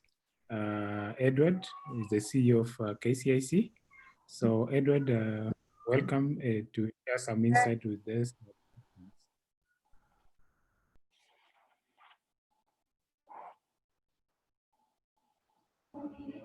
Hi, Ernest. Hi, Ernest, and hi, everybody. Hi. Yeah, you can all be able to hear me? Yes, now I can hear you. Okay, perfect. I guess that's fine, Ernest. And thank you very much for all the participants, for the support, and also for the support that is behind the CLP 2020. And I'm so excited to be able to share a couple of things with you guys, because I know it's also been quite a bit of hard work, and I know that you have expectations. I know at the end of this conversation, we will be announcing the winners, at least for Kenya. Normally, the way I start my conversation when we are talking about CLP is that, first of all, there are no losers. So, and it is important to re-emphasize that point, that indeed you have been on a journey, and that journey must have been very inspirational, must have been very useful. You must have taken many lessons from it. But I think more importantly is that you can actually see how far you can be able to drive your idea. Because at the end of the day, and really about my conversation today, is really about believing in your idea. Because it doesn't matter how best that idea is or how bad the idea is. The most important thing is that we believe in that idea, and believing in the idea will help us obviously to move it to the next level. And that's how we see people like Peter, who last year they came in just like you, and they were in the boot camp. They came for a competition without knowing exactly what is going to happen. And eventually they went all the way, including in Amsterdam, and where they won. And really to say that it is indeed possible. So it's a matter of just believing in that idea, which is, I call in this case, your vision. And I know it wasn't for CLP only, you know, because there is also a possibility that you came up with an idea because there is this competition called CLP, and you put in your application, and once the results are announced this afternoon, then you kind of pack your idea. Well, that indeed will be a disaster.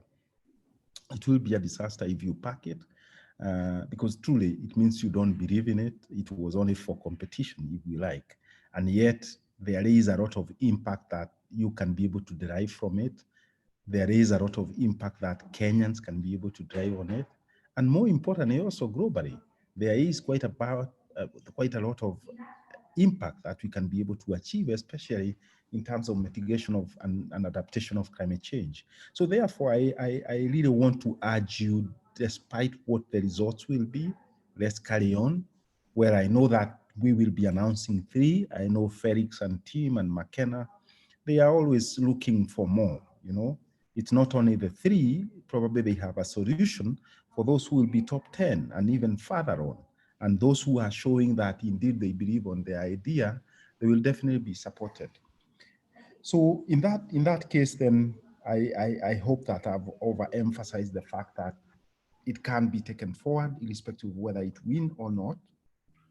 Then the second point that I wanted to retaliate is that indeed the kind of ideas that you've put, I've looked at them, they are very competitive ideas, they are good ideas, and indeed I can expect to see more change, you know, if we can be able to push on these ideas to the next level, irrespective, again, if we get to win, it's just about believing on it. And you put into other places, you get other support, not necessarily from KCIC. Of course, KCIC will be there for you, but also you need to start looking. And even for those who win, you just need to look for even more further support that then can be able to push your idea to the next level.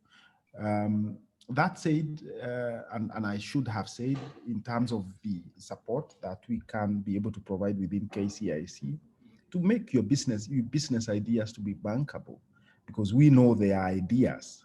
So if it's about business advisory, we are more than happy to provide business advisory, from mentorship, coaching, is about training.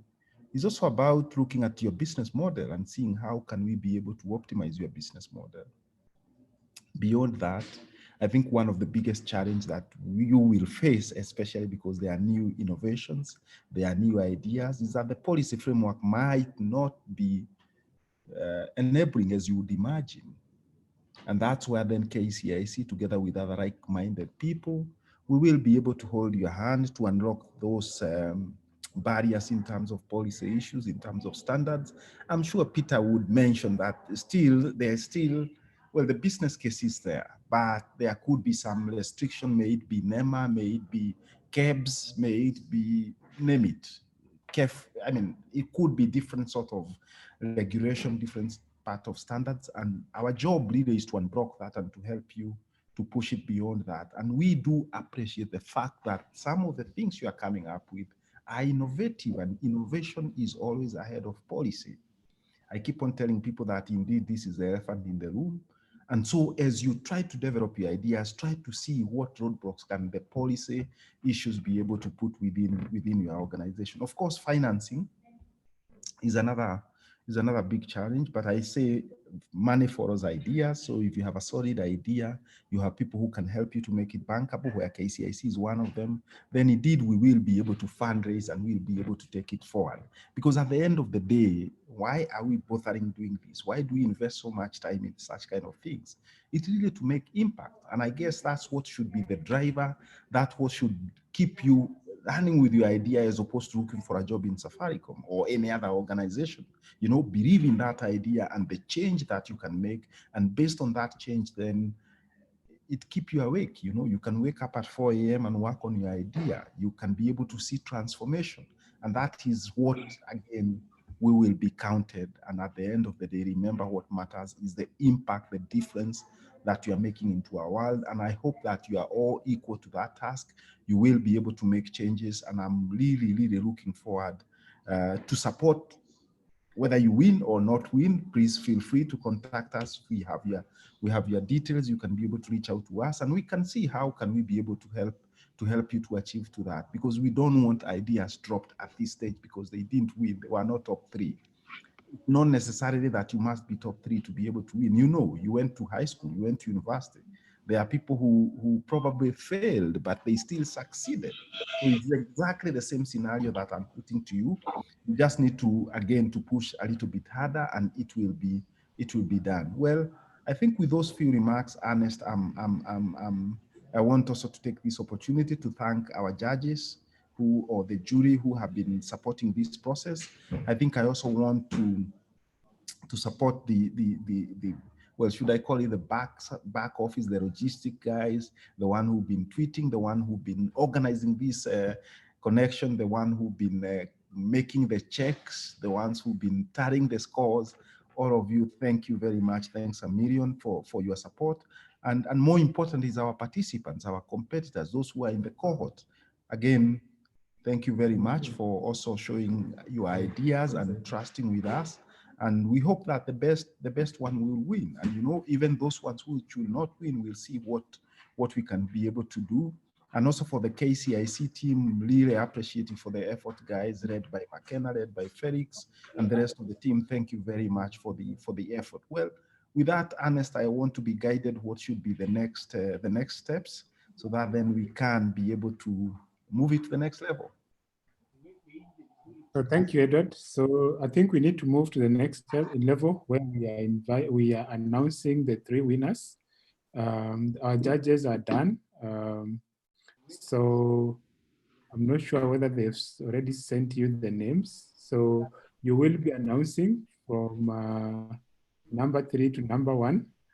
And then you'll also present to them an e-check with their names. Their certificates will be sent to them via email. So the ones who will be announced, you'll receive your certificates via email. But now it's an opportunity for us to know who the odds are favored. So over to you, Edward.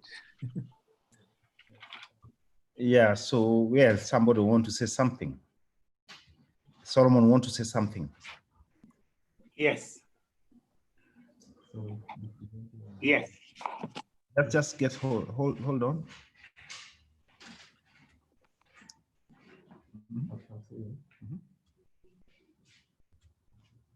I'm going to put a presentation there. Yeah, so there will be a presentation which will be put up, and then we can hopefully I can be able to not cause too much suspense in this.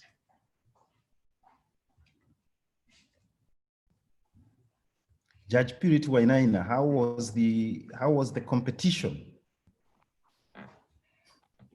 You're on mute. Wow, Edward, thank you. That's an interesting one. Well, the competition was great. I think, like you've just said, I really concur with your comments that just because you didn't make it to the top 3 list doesn't mean that you don't have a case in your business, or you don't have a business case. I think the ideas were great. Actually, it was very, very competitive. And in some instances, we're finding that there were ties, like 4 or so ties, you know, with an idea in the scoring. So that is to really encourage the competitor, the people who are in the competition, and to say that you really have great business ideas, and it's just a matter of working at them, and they will turn out to the ideas that you want them to be. So for me, the competition was great. The ideas are great, and they're all ideas that should go ahead and become serious business cases and with such real social impact. So that's what I would say, that the competition was good, the businesses are very good, or rather the ideas are very good. Thank you. Thank you for that, and thank you for participating. Well, thank you for being a judge, and we really appreciate that, your time. Well, there we are, the winners, and the winning teams are, if we can go ahead with that. So let's start with number 3. Painkazi, I can see you are really looking forward to this. Well, there you are. Clean Air Kenya.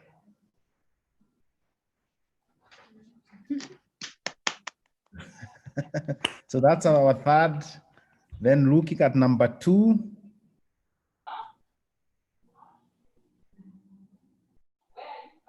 Ecobora Company.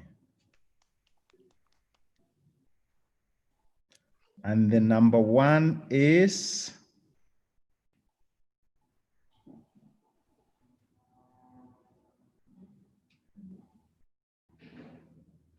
Pinekazi. Oh, that is the one who was looking at me and was worried about this. Pinekazi is our winner today.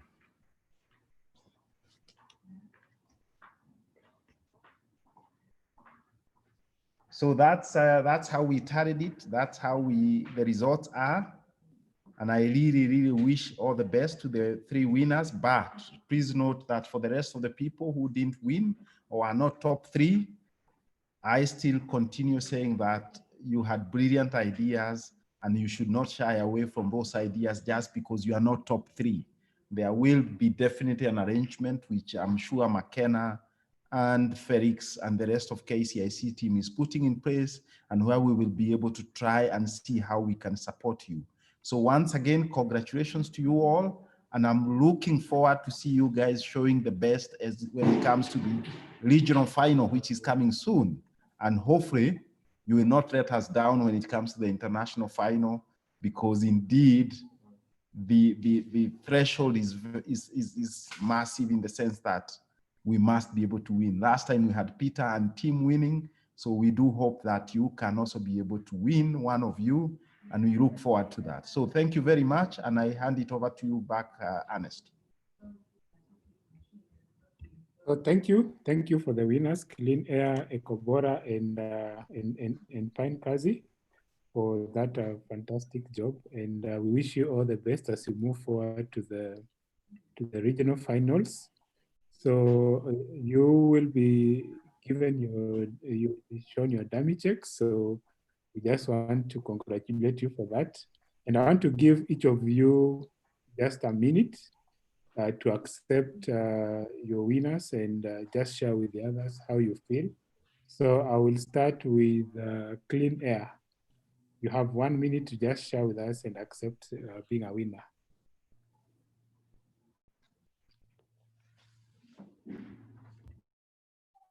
Clean Air.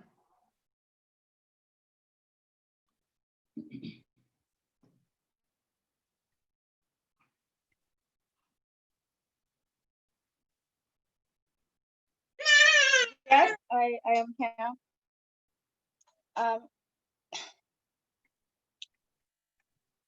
Wow, I just want to say thank you. I thank God, and the journey is just getting started. I need to put in more effort because I still have the regionals and the global finals. And a big thank you to the Climate Launchpad team for helping me, for the coaching classes, for helping me shoot my video. Yeah, I'm just thankful. Yeah. Okay, thank you. Ecobora. Hello. From our side, I also wish to share our sincere gratitude for being selected one of the winners. And basically for the training we've been going through with the KCIC, which was so fundamental. And thanks so much for the good competition. We look forward for further feedback to grow our enterprise and maybe achieve our goals. So thank you very much. Thank you. And then finally, Pinekazi.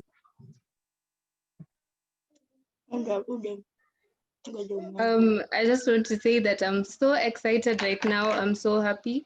It feels good. It really feels good, like to see the efforts of your hard work paying off. To all the participants, like Mr. Edward said, we are not losers, we are all winners. We just have to keep on going and just keep on pressuring on, and one day your idea will just blossom. I want to thank the KCIC team, the coaches, Jennifer and Lawrence. They were really helpful. And yeah, I look forward to the Africa regional finals, the global finals, and I know that we will face great competition ahead, but I believe we are up for the task. Yes. Thank you.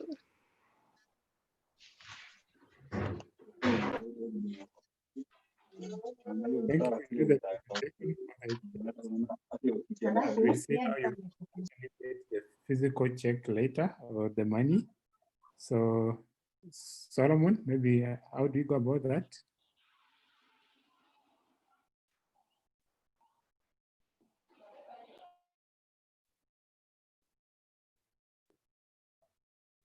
Ernest, just quick one. Well, I think it would be fair. I know that I did ask one of the judges that was Purity, to say something, but I want the chief judge, Florence, also to say something.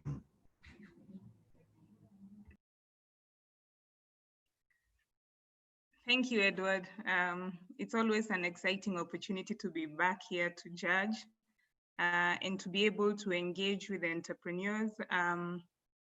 As much as I am on the government policy side, but the policies we make in government are primarily for the entrepreneurs, and for me, participating in such an event keeps me grounded in terms of the needs of our startups, the needs of our entrepreneurs. So I really want to say, to congratulate all the presenters today. As always, KCAC has been at this for long. You select the best of the best and make it very hard for us to also judge them. But the presentations were all good, with great potential. Some of the comments, of course, which were shared by judges is the need to balance off your innovative ideas with the ability to commercialize and scale your businesses. So working more on your business model, because you might have great innovative ideas, but you also need to look at how you can make them into businesses that, create a revenue eventually and hit the financial targets that you display. We like that all of them had great impact, both socially in terms of opportunities for job creation and in terms of environmental impact. There was great consensus, and I would say, funny, it's not like the other times where we had to use different ways of weighting. We had great consensus on the top, the top 3, and even we tried to go to the top 4 to see whether our consensus was still carrying on. And we found that even as we went to the top 4, a lot of us had a lot of similarity. So even our top 4 were very similar. So there was a lot of consensus on, on the winners. So we just really want to wish them the best. We know they have the regionals to go to. We know we have the international, the global awards to go to, but we can do it. We've done it as a country twice before, and there's no reason why we cannot take the global award. But just remember, it's not in bagging an award, it's on making sure that you are able to start off your business, run a viable business, but most importantly, make a positive impact in your communities. So thank you once again for giving us an opportunity. And on behalf of the judges, I just wish to congratulate all the presenters and to wish all the best to the 3 who have been picked to carry on to the next level of competitions. Thank you very much, Edward and the KCAC team, Felix, Ernest, and everyone else. Karibu sana, Florence. So Ernest, the floor is yours. Oh, thank you. So we should be presenting the checks to the winners. So on the first one, we'll go to Clean Air. That is your check. But I hope that they will be able to transfer the money soonest. And for number 2, Ecobora, you are now 100,000 wealthier than you were this morning. And finally, Painkazi, 150,000. So again, it's not about the money. Again, it's about the idea and making sure that that idea thrives and makes a difference, because that's what will be counted for. I repeat again, we will be counted by the impact of the difference that we have made in our world. It's not about money. Money will always be an enabler, not the end. And therefore, let's push our ideas, whether we got money or not. Let's push our ideas and we be able to see the change that our ideas can be able to make in the world. Back to you, Ernest. Yeah, thank you, Edward. So we are coming to a close for this session. So before we close, now I want to take this opportunity to just congratulate the winners and also all the participants. And now Makena to give us a vote of thanks and also close the session. Welcome, Makena. Thank you very much, Ernest and team. I just first of all want to congratulate everyone. I believe all the participants were excellent and exceptional. I'm sure it was a very hard decision for the judges. So I also want to congratulate and give great thanks to our judges, our coaches, and our team from KCIC Group, in KCIC Consulting and KCIC itself. We are just privileged and honored to be part of this competition. It wouldn't be possible without the support of Climate Launchpad, with the support of Irish Aid. So we want to also thank our partners. We are looking forward to the regional finals. And as our chief guest, Dr. Mungai said, we are also looking forward to supporting the rest of you. This is not the end of the journey. This is the beginning of a conversation and engagement with